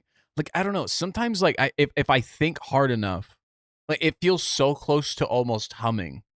Like there's just a small barrier there. And I know some people, I have this belief, and it's probably not true, but I have this belief that I bet more people with anxiety are people that can have the voice in their head, or at least can't shut it off. Because my guy is constantly, I can hear him, and he does not. If there's a space and I'm not talking, which is why I'm so good at the podcast, he starts yapping. My favorite is when I do like the Venom thing and I have a conversation with it. I never, which I guess I'm not talking out loud, but I'm like thinking a conversation with myself. And I'm like, could be bad, could be worse in my head. And I'm like, no, that was pretty bad. And I'm like, who am I talking to? I'm talking to myself. Like, is there anybody that has anxiety that doesn't have the voice in their head? I feel like it'd be so much easier to not be anxious if you just had silence. Or maybe that'd be terrifying. I think the scariest thing in the world would be you imagine stuff and all you see is void. You just can't imagine stuff. And conceptually, I can't even imagine it because in the act is imagining it. But like the idea of like trying to think like words or think, and you just can't. Try to think, I need to go to Walmart later, but think that in your head without saying that. But imagine trying to do that and like nothing comes through. That's terrible. Dude, I run experiment. I'll be like, I need to tell my wife this, but I don't want to annoy her. I'll play it out in my head. Sorry, I did it again.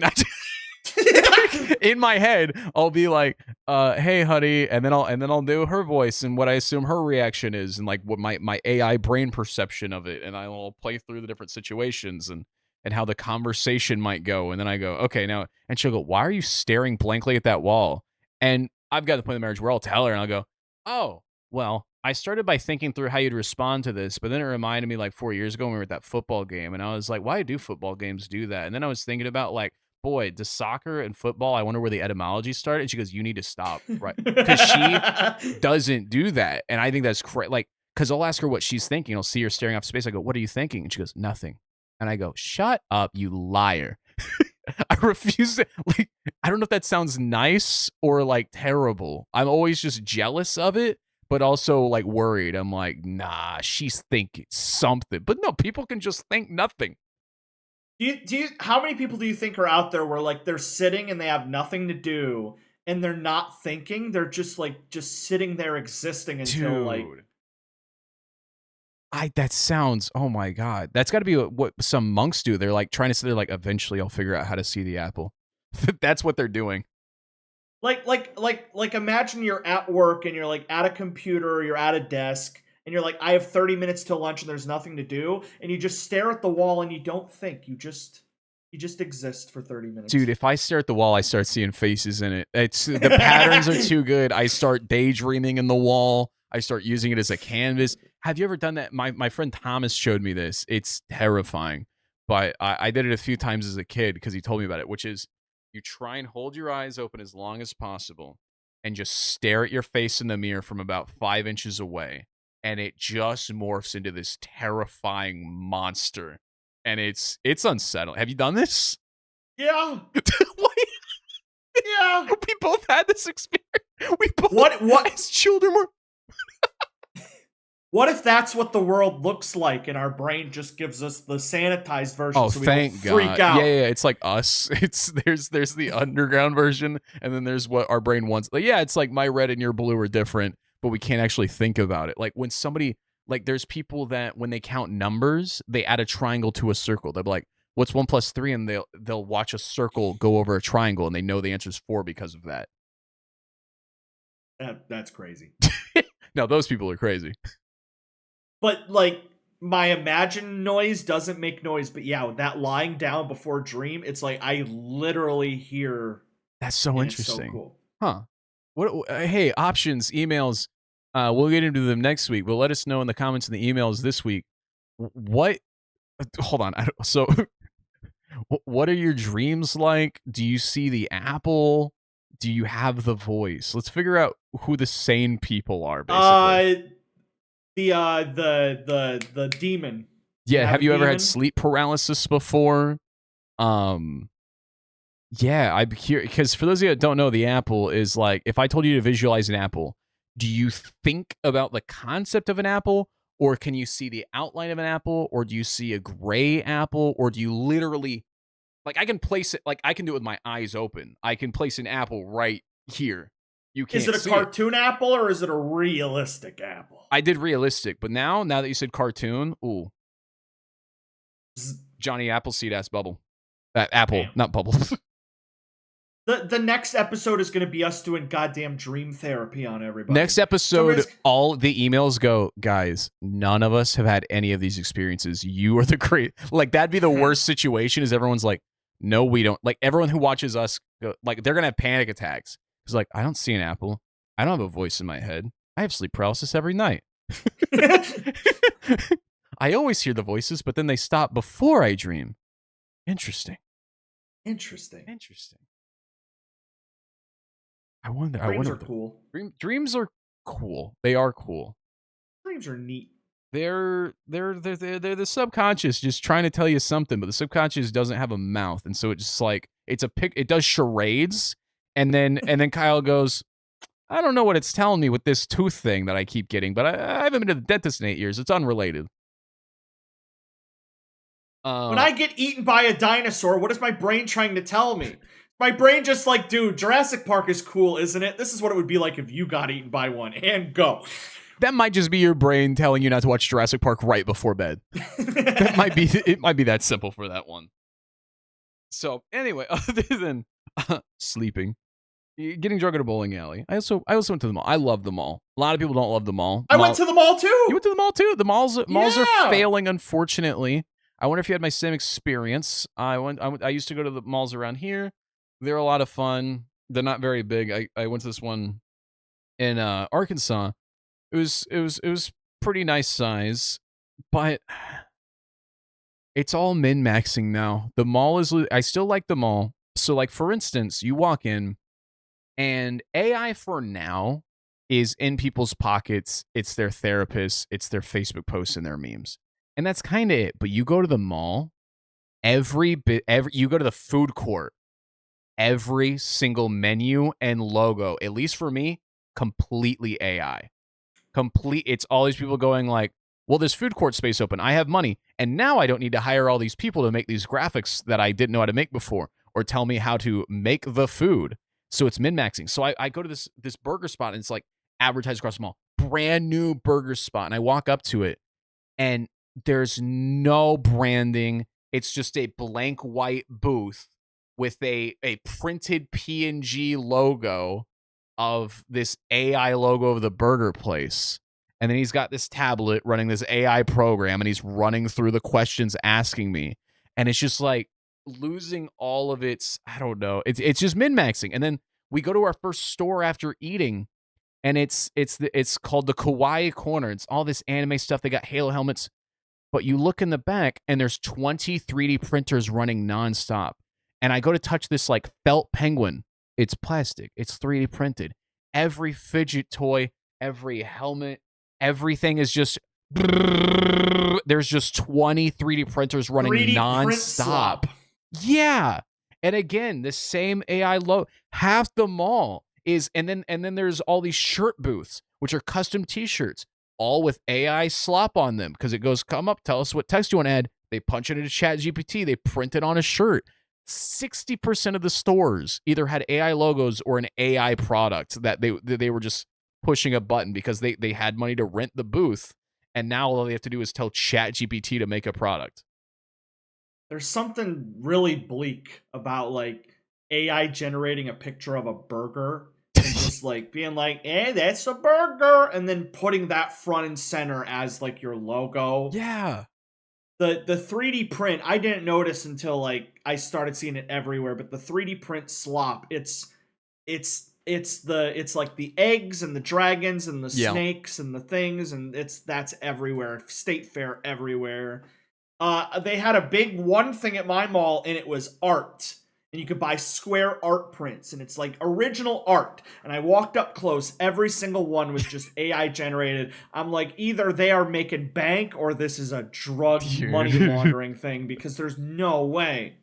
No, it's people can't spot AI, and people like personalized things. They don't care who's making it. Unfortunately, they go and they see 3D printer, and they're like, you want me to put your name on the axolotl? And then just, and it prints it out, a lot of like 40 of them. They cut off like half the plastic, throw that in the garbage. That's going to a trash factory. But yeah, there's still Hot Topic and Spencer's. Those are pretty great. And if you like Jack Skellington, they're not really AI. There's a lot of Lilo and Stitch stuff still in there. But the whole mall is Lego just store. min-max stores. Ooh, Lego store, the original 3D print. The original 3D. What'd you get from the Lego store? I bought for Sonic's birthday. Oh, okay.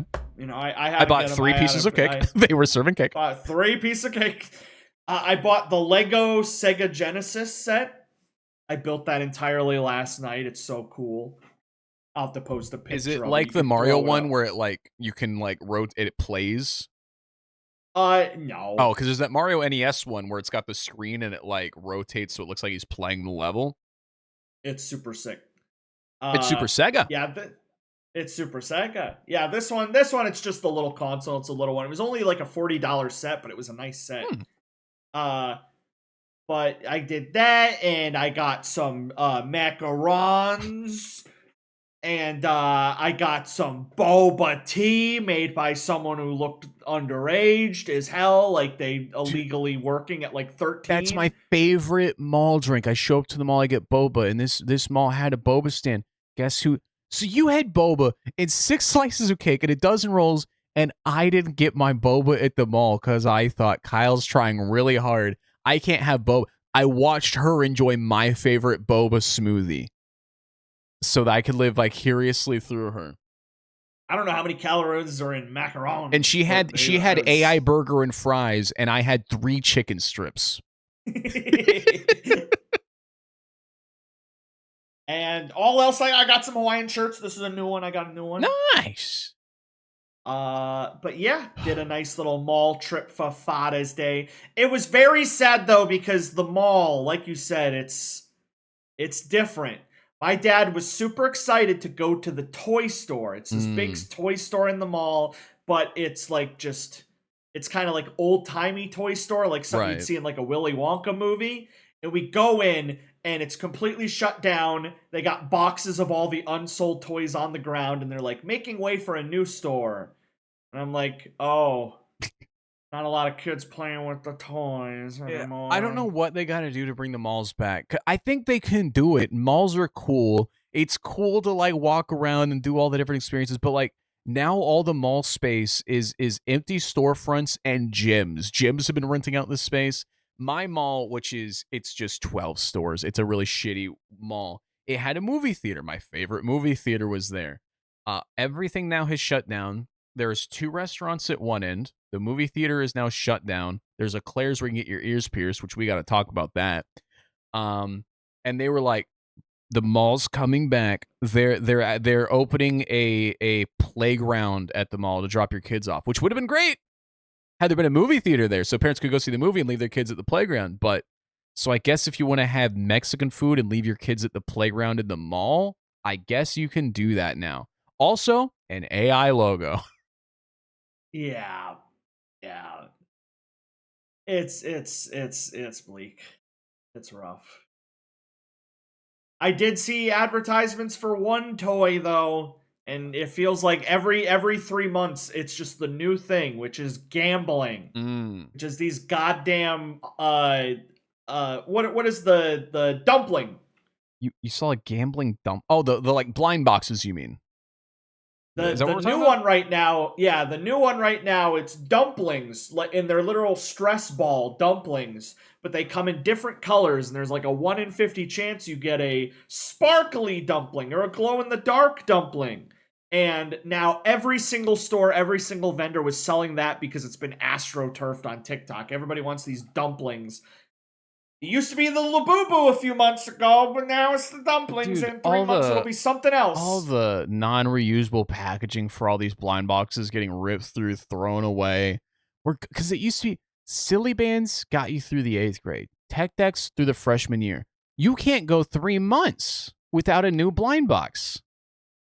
That's all it is. Somebody's like, listen, kids buy a toy, they play with it, that's done. How do we get kids to keep buying? As a parent, gambling. how do you help your kid gamble through 3 sets of blind boxes before saying no? Like the blind box bubble has to pop eventually. Like the parents would be like, no, Trump is at war with Iran and I have to get gas, honey. We're not buying the dumpling blind box.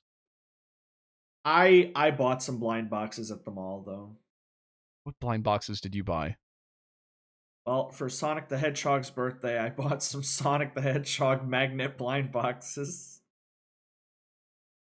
I got an Eggman one and an Amy one, though, so those are pretty good. I'm happy with my purchase. If I had gotten 2 of the same, though, I would have flipped. I just thought of a rap lyric. It's problematic. Can I share it with you? Oh God, problematic media podcast. Here we go. Oh shit, hit me. I gave Helen Keller a Labubu, so she let me hit it. Call that shit a blind box.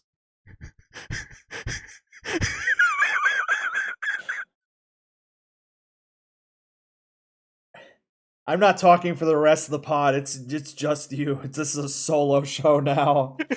You're doing the rest of the episode. God damn it. Oh. How would you rate that on a scale of 0 to 10? I don't want to give a rating until I know what people think about it. Okay, so when you're being canceled on Twitter, you know this is a great joke, but you're gonna let me walk the ledge before saying it. When I see you being canceled on Discord, I could be like, hey, I didn't condone When you see it. me being canceled on Discord? Has anybody ever been canceled by Discord before? I could be the first.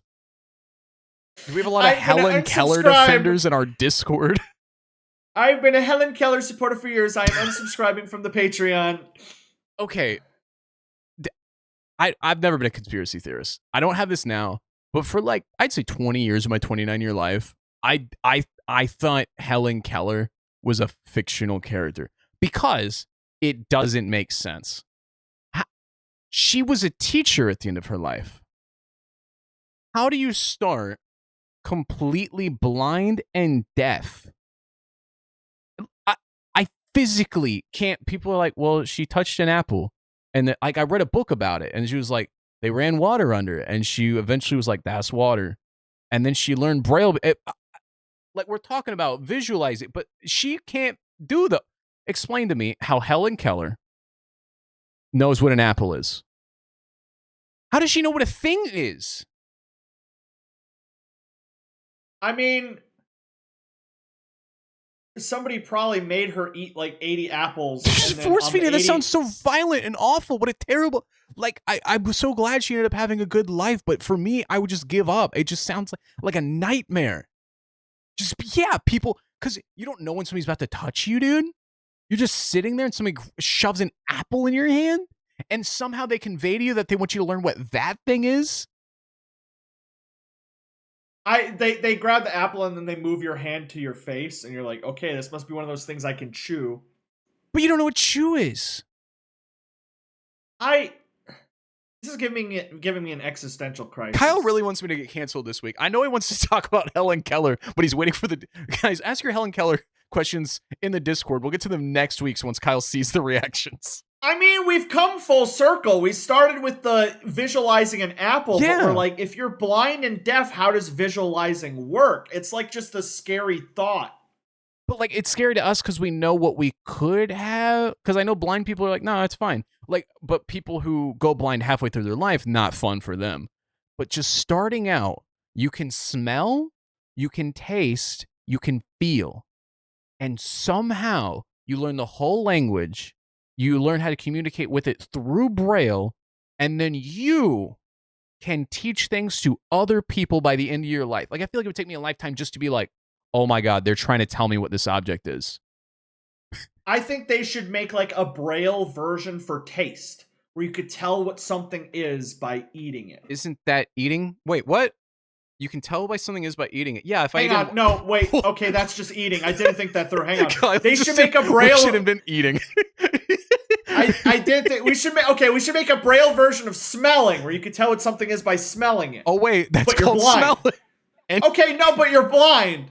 Yeah, blind people. What? Can smell a waffle and be like, that must be waffles. So you're able to read through smelling. So like we make a book where every word smells like the thing, and then you can read through What does the word the smell like, buddy? What does the word the smell when like? It probably smells...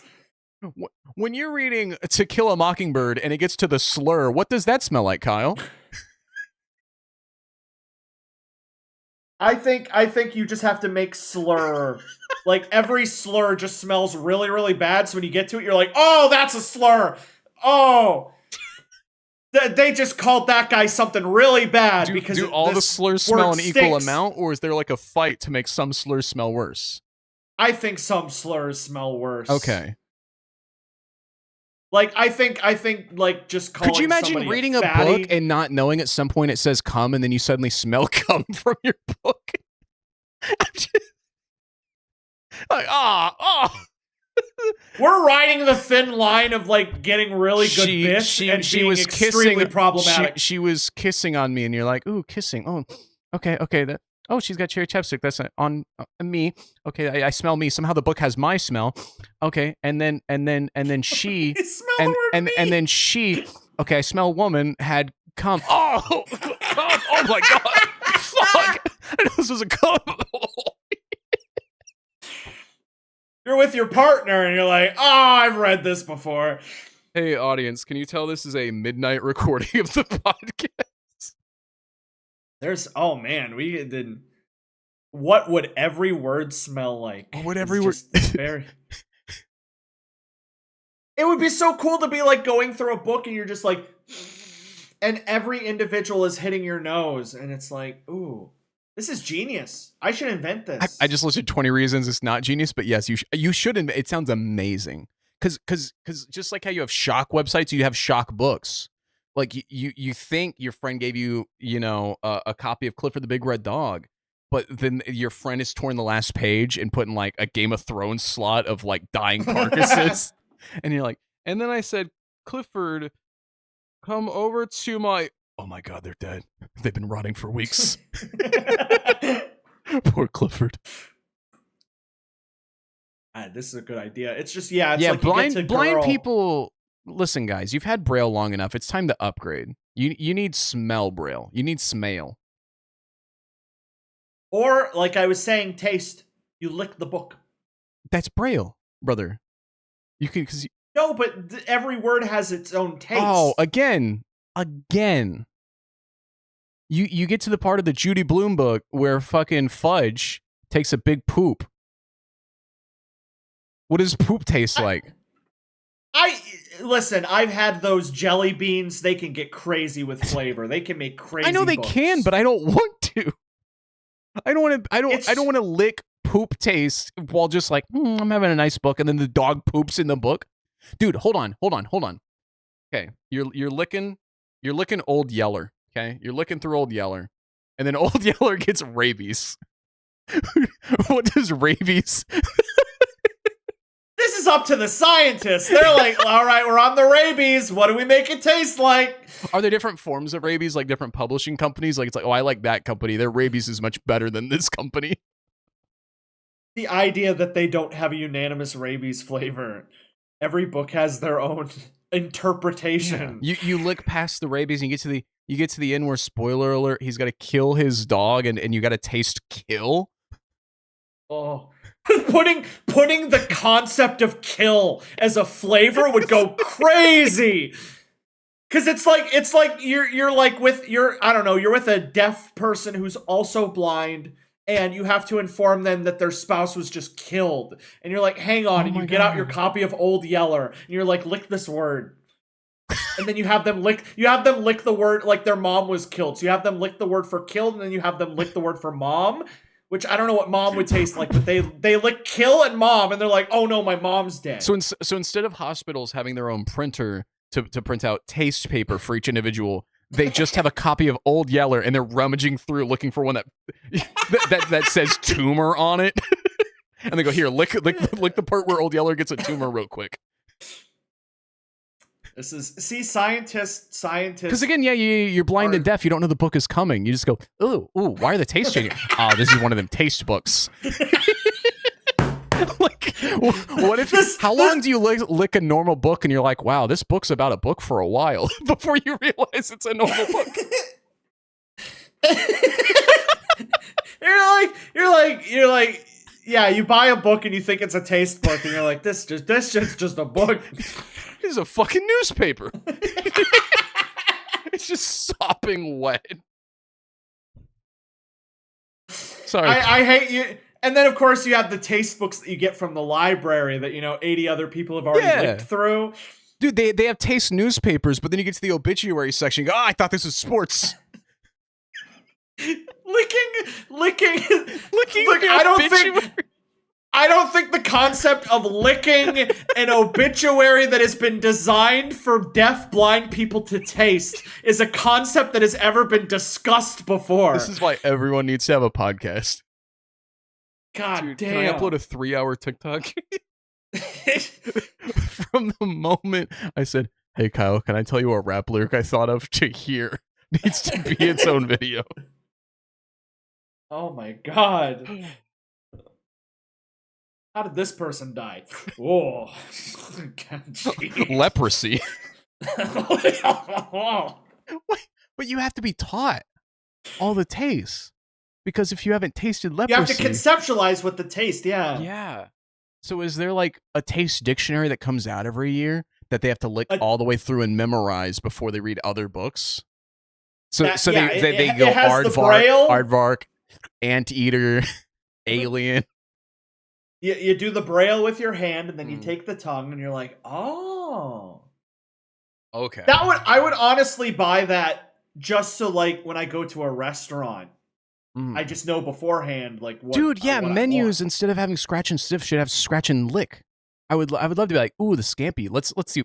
And you scratch where somebody else has scratched and looked 8 times that day on the menu. And you go, okay. Once you get away, their tongue flavor a little bit, that's pretty good scampi. Yeah, I'll take the shrimp scampi. I think that, like, we might be witnessing the birth of, like, a genius, because imagine taking the technology of those, like, flavored jelly beans and applying it to paper and applying it to disposable menus. Holy shit. This is $1 billion idea. I'll give you, I think it's a $10,000 idea. Here's your menu, sir. Lick what you want. Lick what you want. Like what you lick? Go ahead and order it. I would like to formally apologize to the estate of Helen Keller.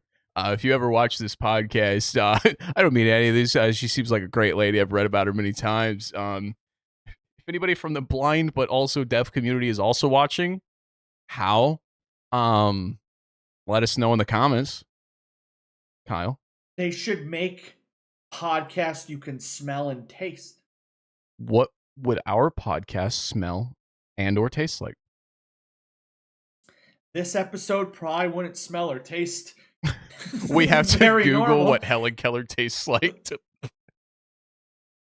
And now we've come full circle. You're reading the autobiography of Helen Keller as a blind and deaf person trying to get inspired. But to make the book, they have to dig her up. They have to figure out what she tasted like, or ask people. What do you think that page would taste like, Kyle? I don't know, because, like anybody, like if you're reading a book about Abraham Lincoln, every time you get to him, it's got to have a taste. God forbid you read a book that has P. Diddy in it. Jeffrey Epstein book? Like you're reading Donald Trump's biography, big fan, and suddenly he's like, and then my best pal, the financier and island owner, Jeffrey Epstein, said, want to come over? And you go, ah.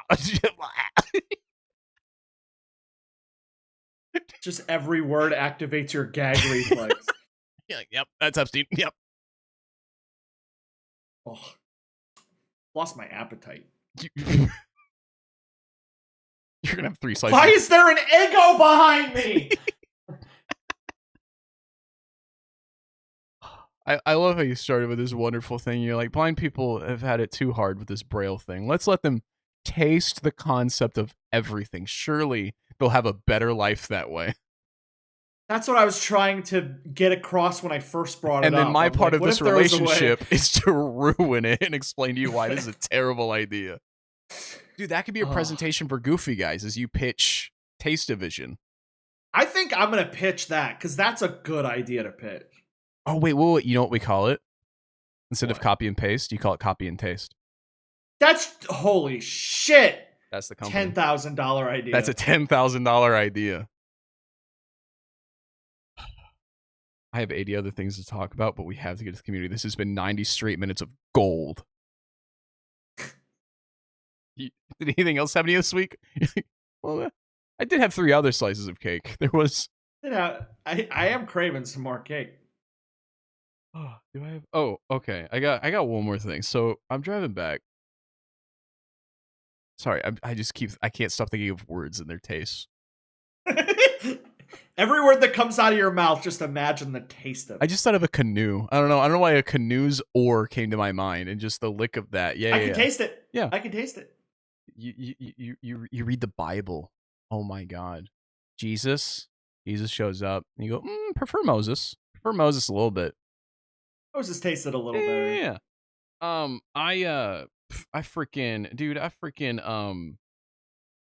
We're driving home from Arkansas, and I stop at a gas station, and I've got this great fit I've been rocking. It's a bit new. I've got my caddy hat, I've got my Mean Girls shirt, and I've got my green short shorts, and that's how I go out when I'm feeling real good about myself.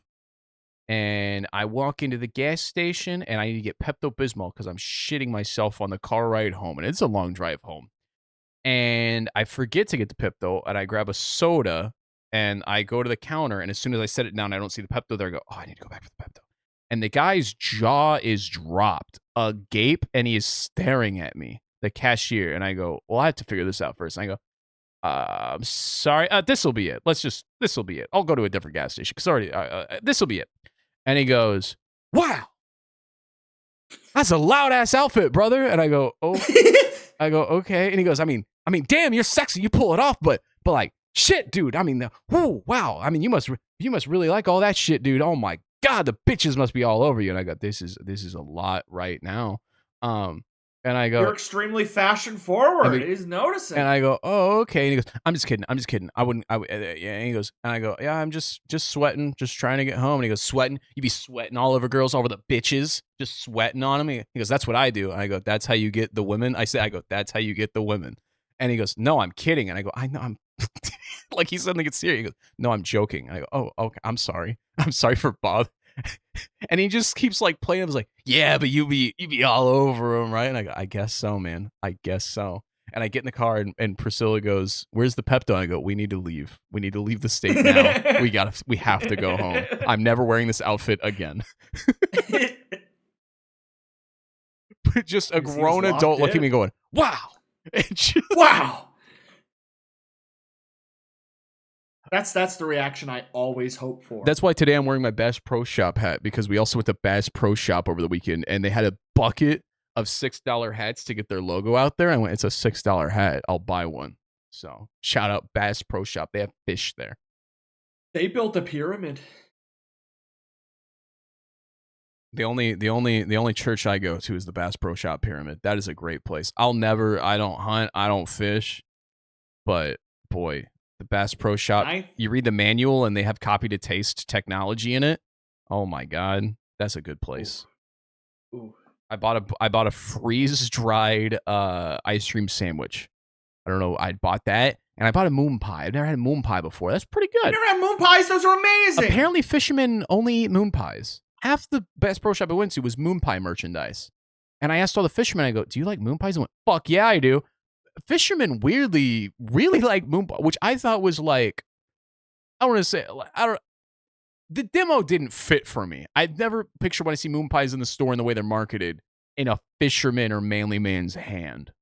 And so to everyone around me, I was like, do you like, fuck yeah, I love moon pies. You get a banana one, you get a vanilla one, they're all crumbly. Ooh, the marshmallow, it's delicious. I go, oh my God, okay. I figured they ate beef jerky and nuts. Moon pies are incredible. Yeah, they're pretty good. They got strawberry moon pies and vanilla moon pies too, but the chocolate ones, something about that texture, the mouthfeel. Oh. Yeah, the only sweet thing I've had in the last 7 days was I had half of a banana moon pie, and I went, okay, I can't, the calories are too high. I have to stop now. I'm going to go to 7-Eleven after this and get some moon pies. Oh my God.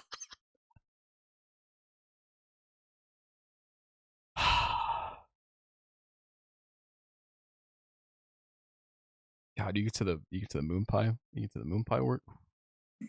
Fucking chocolate moon pie. Like, why does it taste bad? Oh, you get to the chocolate word.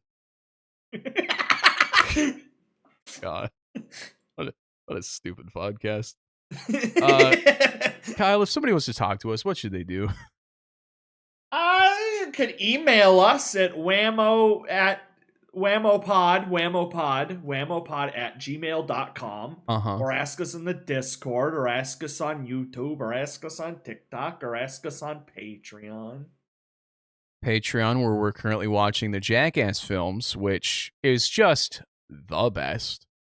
So shout out to everyone who's been watching those on the Patreon. Apologies to those of you that aren't. I think it was Akio was like, I'm glad I subscribed to the Patreon. I want to support you guys, but I can't watch any of the videos because there's so much vomit and poop and disgustingness. That's fair. He said that there should be a pussy edit of Jackass where it's all the stunts with none of the gross stuff. And I'm like, pretty much the YouTube video versions, because I can't put any of the gross stuff in the YouTube video. I put up Jackass 1 on the YouTube, 20 minutes of a hour and a half movie, cut up a lot. It stayed up for a week, and I was impressed. It's climbing in views, and then Paramount at the peak of it was like, wait a second, we found you, and they went, remove these 15 straight minutes from it, and I went, okay.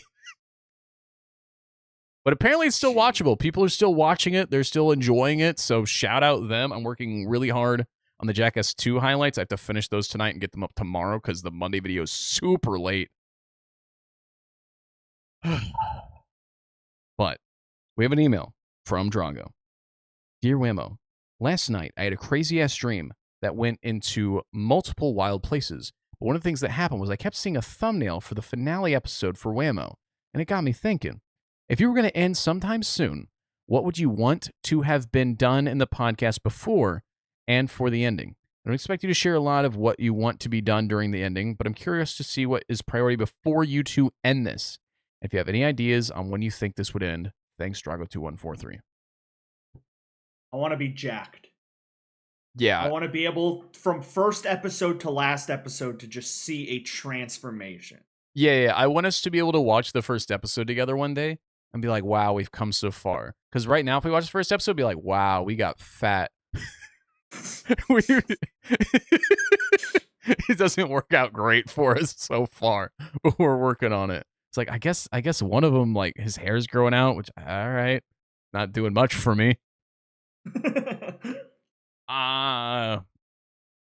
Probably I'd like to be one of those people that does a live podcast for the audience. Even if it's just like 30 people, that seems like a cool thing that most, even like mid-tier podcasts eventually get to do. And we like, I don't know, we eat a meat mountain on stage and real people cheer for us. That sounds awesome. I had the scariest interaction at work. Okay. I have a regular patron who's in there all the time, and she pulled me aside and she said, "I didn't know you were a star." And I'm like, "Oh, did someone tell you about me? What happened?" And she's like, "I was online and I had a video of yours pop up." Well, you're online, Kyle. And I'm like, "You had my video pop up?" And she's like, "Yeah, I was scrolling through videos and one of your videos popped up. You were eating like a meat sandwich." And I'm like, "Oh, that one." Is this the first time a complete stranger outside of the anything has recognized you from something? Huge. She didn't say if it was YouTube, TikTok, or Instagram, because it's on all of those. She goes 4chan. It was on 4chan. 4chan. She's literally just saying that she was scrolling through videos and I popped up, and she said that she watched it for a few seconds. She's like, "I know him." And she's like, "Oh, that's Kyle. He's at the work." Could you imagine? I can't like I'm at a Chili's and I've got a waiter and he's being real nice and I'm waiting for my food and I open TikTok and I'm scrolling and I just see a guy devouring and splitting a meat mountain with a man, spitting on it, cussing on it, getting grease everywhere and gagging. And then looking up and he's like, "Here's your food." And it's his face. That's got to be crazy for them, right? Like they have to think they live in the Matrix. Yeah. It was bizarre because I have like kind of people I know and people I know that know and people I know that like once they follow and friend, it like gets recommended enough. But the idea of like someone who's outside of that bubble but is just close enough that like saw it and recognized me, I'm like, oh God. I think I've only had 3 people now, which isn't a lot, but it's too many, who, complete strangers have come up to me in public because of several TikToks, and they go, "Are you?" And I go, "Oh, not like," because it's never the one you want. It's never the one you're proud of. It's not the one you put the work into. But there was the random. The first time I ever got recognized was I was streaming at a Sonic, and somebody played a sound alert of a creeper, and it was just so quiet in the car. And honestly, the stream was dead that it scared the shit out of me. And I put it on TikTok, and it got like 3 million views. And I went to work the next day, and I'd never told anybody in my life about any of my stuff. And they were like, "I didn't know you streamed." And I went, I don't. Why do you think I stream?" And they go, "You were at Sonic the other day and you got scared." And I go, I'm going to throw up right now. And then my birthday was the next week, and I went to go buy a video game, and the cashier there also went, "Hey, I know you." And I went, "No, you don't." And he goes, "Yeah, you're that TikTok guy." And I went, this is crazy. This is too much. So that was nice. There's something about being recognized, but you're not like a celebrity. Yeah, I'd like to get to the point where somebody recognizes me and I immediately know what's happening. Because usually I'm like, no, I don't know you, guy. And they go, no, I know you. You ate a meat mound. I go, oh, I wasn't like, I have to prepare myself for that interaction. Like, I'm so scared. Like, anytime I'm having a bad day and I look like shit, I'm like, oh, this is going to be the day that somebody goes, Tre from WAMO? And like, I shit my pants or something and I'm like getting kicked off a flight. That's always how I picture like me being like, I'm having an argument with somebody or like I just spilled a smoothie down my shirt. I'm like, somebody's going to yell Suncracker and I'm going to cry. It's my biggest nightmare. It's like if you see Danny DeVito somewhere, you're like, I know that's Danny DeVito. Should I talk to him? Should I approach him? Oh my God, it's Danny DeVito. I can't believe I recognize him.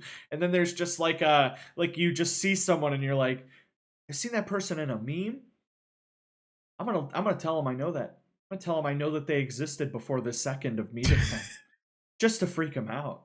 Yeah, and I don't know what else to do. They're like, I saw you eat a meat mound. Oh, okay. Like, what did you say to her? You just went, all right then. I know her pretty well because she's a regular. Like, I know her name. I help her a lot. You signed her forehead. And she's like, I didn't know you were famous. I'm like, no. No. No. She goes, it has 1 million views. You've posted it twice on Instagram and twice on TikTok. I think you guys are really milking it. Let's see. Tilly sent us an email and said, hi, WAMO. Attached above to this email is me taking advantage of my Google phone number, which is my work phone number to screen a phone call. This person had originally called me 5 different times prior from a different phone number, which is a zip code I currently use not listed in this picture. My question is, if this person calls again with a different phone number, since I've now interacted with 8 different versions of it and blocked a majority of them and only answered one, how should I answer the phone?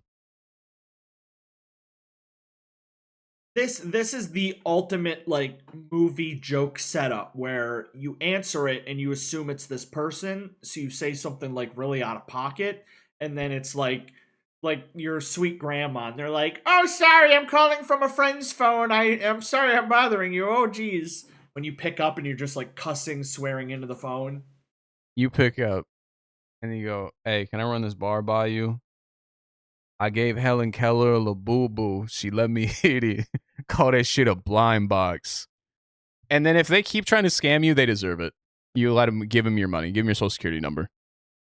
And if it's also your grandma, then she'll probably think it's a dope-ass bar. And if it's Helen Keller's granddaughter, you apologize profusely. And you explain copy to taste technology and how it's going to make the world a better place. You're like, can you run this by Helen for me? I don't know how. Trust me, pitching this to a person who can see and hear is really difficult. So it's going to probably be crazy. But if you could just run it by her, because I can get the funding. What lyric do you think is more problematic?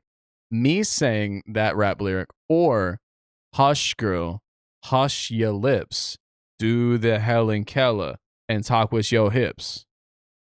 You know that song? It's kind of an anthem. I think it's different because it goes hard. Do you think that one is also a pro? You're jamming. I think that's a good lyric. Do you think anyone from the estate was like, we're like, well, she did talk, like, was she talking with, what does that even mean? Was Helen Keller talking with her hips? I don't think so. If Helen Keller walked into a Burger King and started throwing it back, I think I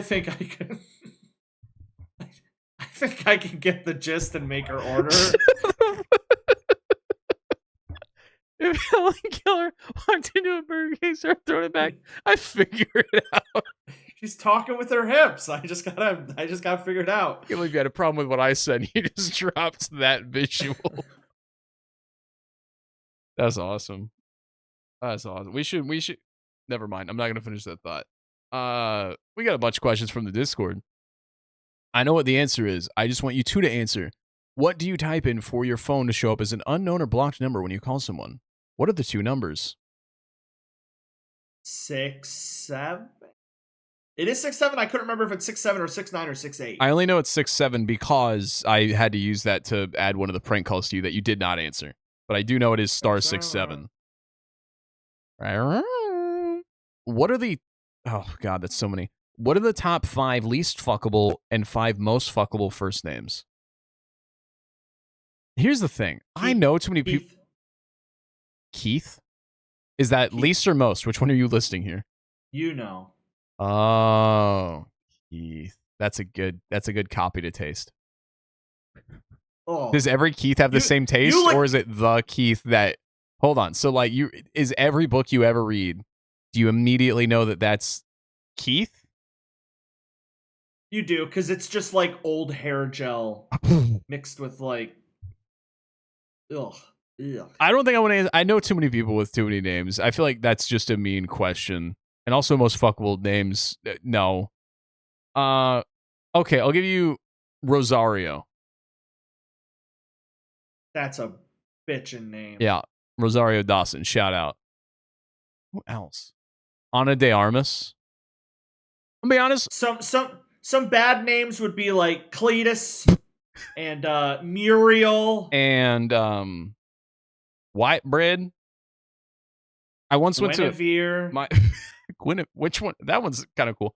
I once went to a school conference where, like, because I was in graphic design, they had all the kids from different graphic design programs go to a college to meet each other.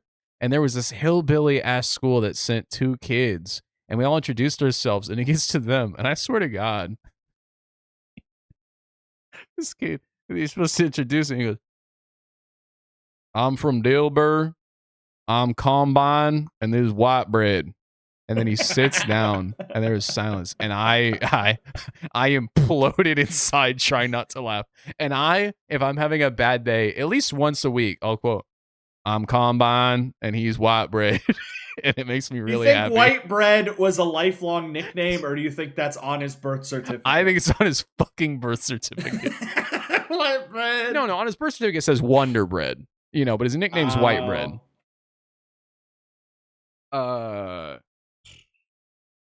Let's see. Can you end this next episode with an in memoriam to the in memoriam bit? Yes, because that needs to end. I haven't done it. I didn't do it last episode. That was the first one I didn't. I ran out of things to kill. We could do one for Helen Keller. She's still alive? Do you think that'll? Oh my God! What if we do this whole podcast and she's alive? I'll feel so bad because if she's dead, it's different. If she's alive and I've said all these heinous things, I have to call her and apologize. Let's find out. Helen Keller live on the podcast if you're listening. Oh, she didn't even see the moon? Dude. She died in 1968. Wait, okay, she only lived she died in 1968. Which means she's pre-moon landing. She probably didn't even live long enough to throw it back in a Burger King. She was 87. She was born in the 1800s. Someone born in the 1800s who is blind and deaf isn't thrown in the baby well. It's the 1800s. Survives through 2 world wars and is taught what an apple is. What the? Is that not great? Like, I don't believe, like, she's like a unicorn to me. Like, I believe in Bigfoot and Helen Keller equally. And that's to say I believe in both.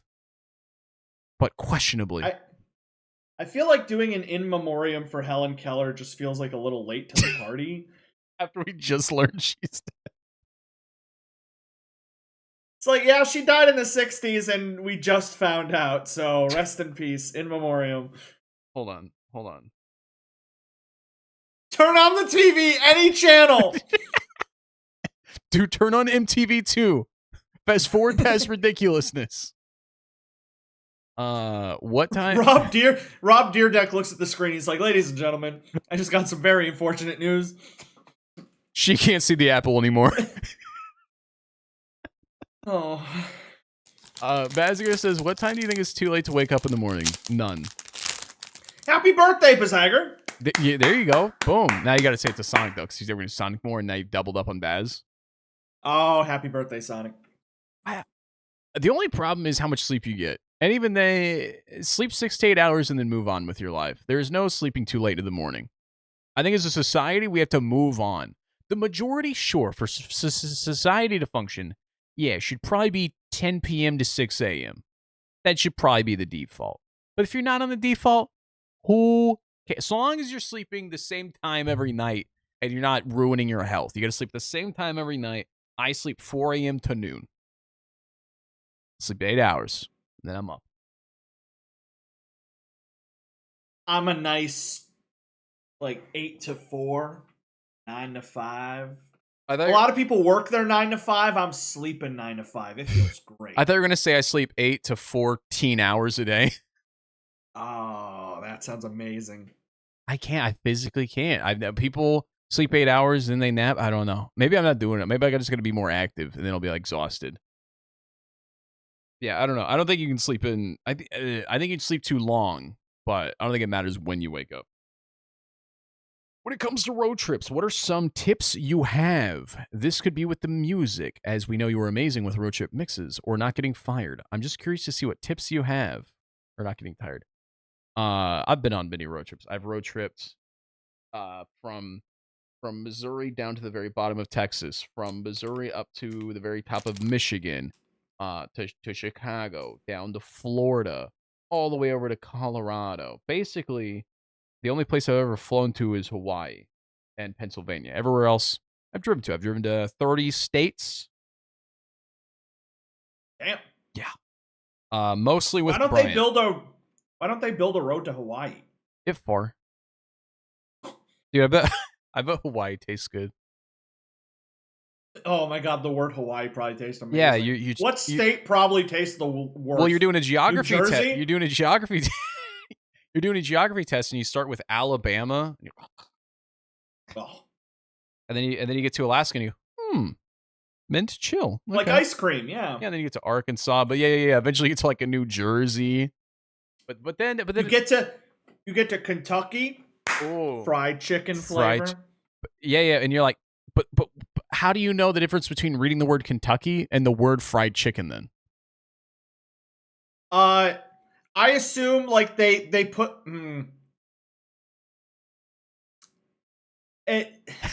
fried chicken. You just taste like default fried chicken Kentucky. It's like Colonel Kentucky Fried KFC directly. Okay, good. We just got to keep working out the kinks for copy to taste before we go public with the company. I just got to keep questioning you, make sure we're on top of it.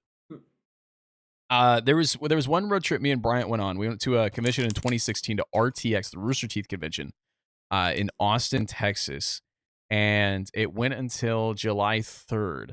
And every morning for 4 days, we would wake up at 6 a.m., go get in line for the convention, all day, go to bed at like midnight after walking all day, just exhausted. And then July 3rd, we go to the convention, we get back to the hotel at 7 p.m., and we're about to go to bed, wake up, drive all day 4th of July, miss the 4th of July. And we're laying in the hotel bed. It's 8 p.m. now.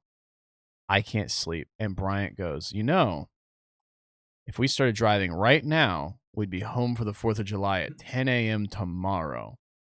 And I went, all right. And because this is me and Brian's relationship, I get out of bed calling his bluff. And I put my shoes on. He goes, all right. Do you want me to pack your suitcase for you? Because you're going slow. He starts packing the suitcases. I go, okay, I'll grab the car keys. I'll go and go unlock the car. I'm now outside. We're pushing it a little far. And then Brian goes, toss me the keys. I want to drive. He starts the car. He's in the driver's seat. We're driving through city limits, and he looks over and he goes, if this is just a joke to you, we can always turn back, Trey, if you're tired. I go, no. You clearly want to go. I clearly want to go. Well, let's go ahead and get home. Let's go and drive 14 hours after already being up 16 hours. Let's be up for 30 hours straight while driving for the second half. And we drive all the way across Texas, all the way across the state of Oklahoma. We get halfway through Oklahoma.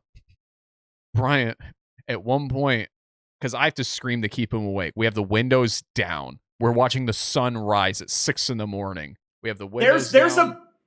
There's a big difference between like 8 p.m. I'm still not that tired. Yeah. And like 4 a.m. Yeah, like 12 hours has passed here. And this isn't safe. Nobody should do this. I would never do this again, but me and Bryant were young and we were stupid. And at one point, I look at Bryant and I go, what are you doing? Because he had stopped in the middle of the 4-lane highway. Because there was just a normal street light. but he thought it was a stoplight. He was waiting for it to turn green. And I go, Bryant, we're in the middle of a fucking highway in Oklahoma. You have to. And he goes, oh, luckily it's 6 a.m. Nobody else is on the highway. So he just starts driving again. And he goes, okay, I got to stop and get a Monster. He stops at a gas station. I go, I got to go to the bathroom. I walk to the bathroom, and the next thing I know, I wake up to somebody pounding on the stall, and it's Bryant, and I had fallen asleep on the toilet, and he had pounded on the door to wake me up. And then we get back in the car, and we're literally hanging our faces out the window to have the cold air blast our faces. We're pounding Monsters. We've got Smash Mouth blaring on the radio, probably, and we get home. And here's what sucked.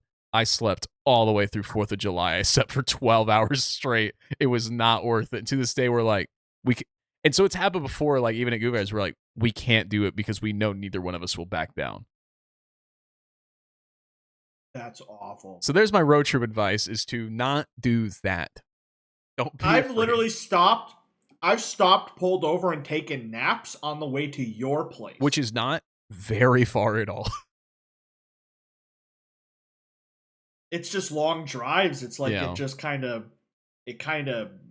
It's also different for Americans. I've always read about other countries. They're like, God, 4 hours. I could drive across 3 countries in Europe. That's a trip I would only make to my grandparents' house every other Christmas. And here it's like 4 hours is the maximum for a day trip for me. I'll drive anywhere within 4 hours just for the day. I'll drive 4 hours to like a zoo. I'll be at the zoo for 4 hours, and then I'll drive back for 4 hours. And that's it. That's just a normal day trip. More than that, probably stay a night or two to validate it a little bit. And then flying, for me, if it's over 2 or 3 states away, if it's like over a 10-hour drive, I'm like, all right, now I'll fly. If you were cheese, what cheese would you be? Munster. That cheese that has the maggots in it pooping. What, isn't that several of them, or is that just one of them? It could be any. I just want the bugs. Oh, okay. You just want the bugs. Okay. I just want the bugs. Why did this book have to be about maggots? If you were a bread, what bread would you be? Who's asking these questions? Well, Shiny asked if you were cheese, what cheese would you be? And then Bacon said, building off that, what bread would you be? Just back to back. So all right, I got Munster cheese, and then my bread is, I'm going honey wheat. Do you think like they're just killing time, or do you think they're genuinely like they're gonna write this down? They're like, oh, interesting. Oh yes, Rye. Yeah. Better write that down. Listen, they yell at me every week that I don't read every comment. So audience, this is what happens. Kyle thinks these are fake comments now. This is what happens when I don't skip some of them. I'm going through every comment on this now over 2-hour podcast. I'm gonna go with pumpernickel. Okay, so you've got the maggot, cheese, and pumpernickel bread. Next comment. To build off of that, if you were a bread and cheese combo, what would you be? Chicken! Wait, a bread and cheese combo? I'd be a Lunchable. That's the best bread and cheese combo. I'd be a grilled cheese, man. Oh, fuck me. I'd be a patty melt. Yeah. Because then there's a burger there. And the next question. Building off of that, if you had to move somewhere else, regardless of the cost, where would you live? what does that have to do with bread and cheese? Well, because if you have enough bread, you can move wherever you want. Oh, that's true. Gave Helen Keller a Labubu and she let me hit. Call that shit a blind box. God damn it. I don't. Yeah. I want to live in one of those beach places that has like the white houses or the rainbow colored houses. Those are cool. Ooh. This is a problem in my adult life. I have no fucking idea. And I need to figure out soon so I can figure out a mortgage and like get property to eventually raise a family. I have no earthly idea. I have vague ideas. Colorado seems cool. I had this vivid, surreal dream. Like it was trying to tell me something about Santa Fe, New Mexico. I had a dream about Santa Fe, New Mexico, a place I've never been or ever thought about or seen photos of. And I dreamed about it perfectly, and I Googled it the next day, and I went, wow, the cost is nice, the neighborhoods are nice. I almost found an area that looked just like in the dream, and I was like, do I want to live? And I told Priscilla about it, and she goes, I could live in Santa Fe, New Mexico. And I go, maybe that's where we live? And I go, is that crazy to move somewhere because of a dream, or is that what people do? But Colorado is amazing. New Mexico, definitely probably somewhere around the Rockies like that. I love those states. I definitely don't want to be in Missouri or Kansas or that area forever. I don't love them. I love the people. Just looking at this map back here. Probably somewhere in the Four Corners, Arizona, Utah, Colorado, New Mexico. I would love a little mountain town in Colorado, though. There was this place where Bryant had his wedding where he lived at the time, Salida, Colorado. And we stayed at this little hotel, and we went to the weed store, and we went to the bars, and we met all the nicest people. And, like, you're already 2 miles up, and then you breach through, and there's this 2 mile up town with just a circle of mountains around it like a bowl. You can hike up one and look down on it. It was just, to this day, I mean, we've been to Hawaii and all over the country. And me and wife were like, that trip, best vacation ever. Love Colorado. Ooh. If I had to pick somewhere in America, because I think the places I mentioned were like Greece. Oh yeah. I do like some sort of murder mystery town in like the Pacific Northwest. Ooh. See, growing up, I thought Oregon, but now that I've been there, it threw out my plans because Oregon, too wet, not enough loud. I need the thunder. Yeah, I don't know if I could ever live it. I'd love to visit other countries for sure. But maybe if I visited other countries, then I would be like, yeah, I could live here. But I'm one of those weird people that has too much hopium for America. I do love America as much as a lot of it sucks. I still love a lot of Americana. Yeah. Like the Mamma Mia Greece hotel. Like I'm gonna send you like these pictures, like these places. These are Santorini, but they're like on the beaches, and they're these like Greek towns, and they look like super nice, super cozy, super chill. Dude, they look like it looks like Tatooine, but if it had water. And they got the ones where they're colored, so they're like rainbowish. Yeah. Oh, look at this! Look at this! Look at the! Oh my God, it's so pretty! Look at this! It's so pretty. Pull them up on a screen. They're so pretty. Oh my God! Stop your car and okay. I've never seen the rainbow ones. Those almost look like Norwegian. So pretty. They got all the different colored ones, and the streets. The streets look so cozy. It looks like you're gonna sit down and eat cheese. Like you're gonna sit and eat cheese. Kyle's sitting me so much. It's just propaganda for Greece. God. Oh, it's so nice. All right. I gotta. All right. All right. I'm trying not to make this a 3-hour podcast. What's the best, most expensive thing you've redeemed for tickets to the arcade? A Chinese finger trap. That's it. Really? I've always been too poor. I once got a pretty decent amount of tickets, but even then, that's like nothing. Yeah. You get like nothing. You gotta like go like for an entire year to get something good. Save them up, add them together. What would you think of then? Most of it, what, like some like Hulk gloves, some bop 'em, sock 'em boppers? Definitely some sort of like action figure or toy. Oh yeah. Yeah, I don't think. Yeah, I got those little pop things that you would like invert, and they'd set them down. They go and they pop up. Chinese finger traps, slappy hands. I just got like 20 slappy hands. Just saying, a Prince Albert would be a very motivating punishment. So yeah, we still haven't. I was telling wife about it and your disagreements, and she was like, "No, you can't do that." And she goes, "Well, why wouldn't you guys just get your nipples pierced?" And I went, "Oh my God. I guess we have to get our nipples pierced because I don't want to do that." No.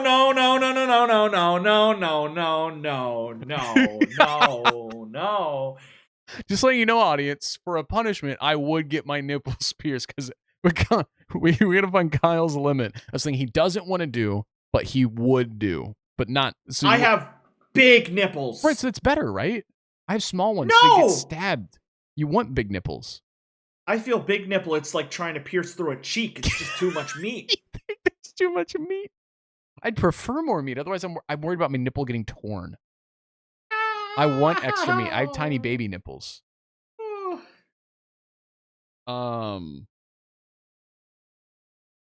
Any tips for someone going to deal with 39 degrees Celsius weather with no AC? 39 Celsius, what is that? 50 Fahrenheit? That's probably easy. That's like 108 Fahrenheit. Oh, that sucks. So I don't know if you know this, but in Europe they don't have air conditioning. Yeah, it's just which makes sense. It's you build for the natural state of things, just like here with the basements, or in the South they don't want to have basements, or up in the North they have their pipes buried. Every housing situation is different. So what do you do when it eventually gets to the heat where you need air conditioning? Every summer here in the Midwest, 100 degrees, AC's running nonstop. Eventually, my AC craps out, and I got to wait for a technician to come out. So I've been there. Step one, do they have to at least sell window units in Europe, right? Or can you buy them on Amazon? You've got to at least be able to get a fucking window unit. You don't need like whole house AC. Window units will work great temporarily. Definitely get 2 window units, one at each end. If you can't do the window units, get fans, hella fans, circulate the air. That's already better. I don't have ceiling fans. There you go. Step 2, leave the house during the day, because that's when you don't want to fucking be there. Go to a park, go to a pool, go somewhere that does have air conditioning. Somewhere in Europe has to have AC, probably. Go to a freezer factory. And then when you come home, if you live in a multi-story house, you need to lay on the bottom floor. Have all the air venting upstairs. You got to create a wind tunnel effect to get everything vented out, so all the hot air rises. And you just got to get through it. Lots of water. Don't worry, guys. This will be the coldest summer of your life. Another one I know people have done is they'll get a bucket of ice out of the fridge and they'll put it in front of a fan that blows in front of wherever they're laying. Usually on the floor because the air's cooler down there. That's a good classic one. But that's going to fucking suck. It's going to fucking suck. I love all these data centers going up everywhere. It's fantastic. Bubble Bean Boy, newest member of the Discord and subscriber of the Patreon, who has a bet with you. I don't know if you remember, about losing weight. I've been letting life get in the way a bit, but I can say that I've lost 10 of the 20 agreed pounds for the end of July bet. Ooh. So apparently you both said you would lose 20 pounds by the end of July, so you've also got that going on. Bubble Bean Boy's already done 10 of the 20. I'm ready to lose the next 10. All I've mostly worked on is reducing calories, lifting dumbbells, and playing Beat Saber after work. Also, oh, that's a good idea. And this is my favorite idea here. To add to the punishment ideas, how about a waxing punishment? Keep up the good vibes, gents. Waxing. I don't know if you've noticed this, but I don't have hair. You have hair somewhere. You have leg hair, don't you? Arm hair? Yeah. Okay. That's gonna hurt. Do you have okay. I apologize for asking this on a normally polite podcast. That's never crude. Do you have butt hair? Butthole hair?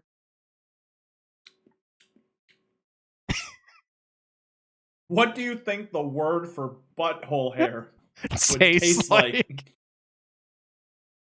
gonna be an honor to be the model for that taste. Do you think they could like texture the word so when you lick over it, it's like a strand of hair sticking out of the word? I don't think texture needs to be involved with already discussing it. You're just constantly vomiting on your book, and you think you flipped past the vomiting page. You're just licking up your own vomit. You go, wow, they just keep saying vomit in this book. Or you're reading a Playboy magazine, and you're like, and the hottest new underwear is come, because somebody's come already. This bit is the worst bit in the entire ever. Hold on. Anyway, because I'm thinking here to your toes, wax. I'm talking arms. I'm talking legs. I'm talking the butthole. I'd do legs. I do thighs and legs. All my legs are the hairiest part of my body. I can't lose. I have very little chest hair. I have very little arm hair. That's decent arm hair.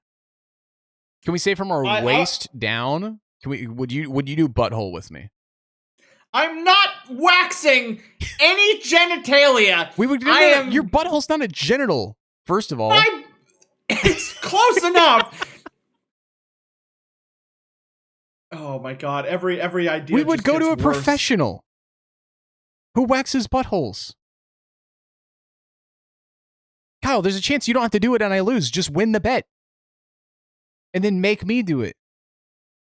Just win the bet, Kyle. I'm eating a chocolate bar right now. Like, as you're discussing this punishment, I'm downing a chocolate bar, so I don't know how I feel about this. That is a big ass chocolate bar. 480 calories. That's good. It doesn't have to be. Listen. Listen. You'd have to win the year long bet though. So even if you lose this one, you're still only 2 points behind with 6 challenges left. All right, you draw the line of what you don't want to do, but you will ultimately do. You got to tell me where the line is, because my line is much further down the road. We will find that line. Oh, we'll find it. We'll find it after I stop eating chocolate and start losing some weight. I need to just send you a photo of a human body full of hair, and you circle the areas that you've lost maximum amount of hair that you'll take off of your body. I think waxing is the best. If you don't want to do piercing, I think waxing is as close as we can get to piercing without causing permanent damage. Oh, I would go full body, including butthole. Just letting the audience know that. But I also wouldn't lose the bet, so there's that. The Japanese poem about free chips and salsa was absolutely fantastic. Made me realize that, okay, we do have a culture. Also, have you seen the videos of the Germans walking to Walmart and being surprised by everything in one spot? Yes. The World Cup has been lovely. And if we hadn't been doing the podcast for 2.5 hours, I have 30 minutes of notes about the World Cup. But I will have to bring those next week because no. All that I've seen are countless videos of like Korean dudes celebrating in Mexico. Dude. And just like getting grabbed on and twerked on. They by, love like, the Mexican Koreans. women. And they seem extremely happy. Okay. If anybody made it to this part, cool. New thing I'm issuing. WAMO Wednesdays. It's not starting yet, but this is the beginning of it because it's not in a format yet. WAMO Wednesday will be a short community video. Starting probably in a few weeks. On WAMO Wednesdays, we'll review audience submissions, sort of like a weekly Reddit recap. Reddit's been a little dead. People have said this. They want to participate. We're doing monthly challenges. The community can't do all the monthly challenges. They want the weekly challenges back, which we can't really do until next year until we finish this bet. So I will say post on the subreddit for this channel. We'll have a different place. Sometimes we'll post to the Discord, post to YouTube. Post to the subreddit, r/WAMOpod. It's linked down below. I either photo of the setup they use to listen to the podcast or internal fridge review. What do you think? And what do you want to see the audience show and tell us for the first WAMO Wednesday? I feel like I could get more out of fridge review. Okay. So we want full fridge review. Please do photos. Full fridge frontal. Full fridge frontal, internal, external. No 5, 6, 7 minute videos. Send us photos on the subreddit. We will review them.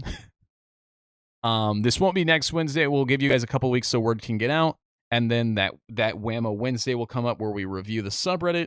At the end of that, we'll then issue the next week of whatever we want on the Discord or whatever. And then we have WAMO Wednesday, and you guys have your What Are My Option weekly challenges again.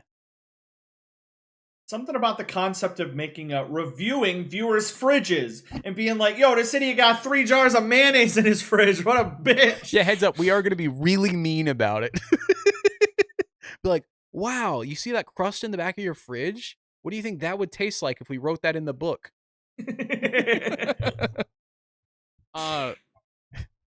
Comment question. If you made it this far, leave a comment saying what word you'd be most afraid to lick in the copy and taste dictionary.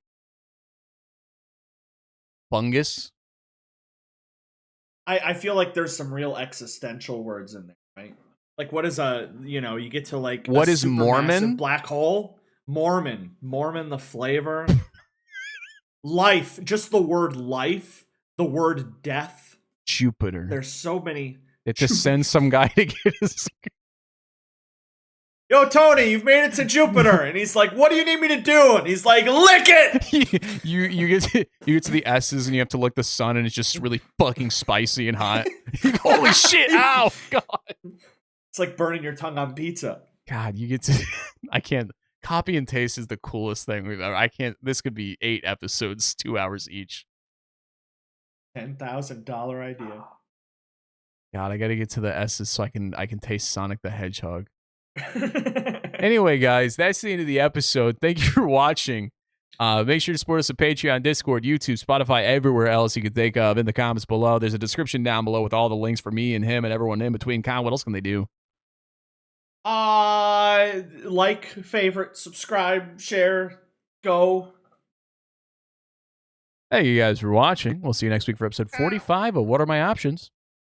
Ooh, whammo. Goodbye. Goodbye. Do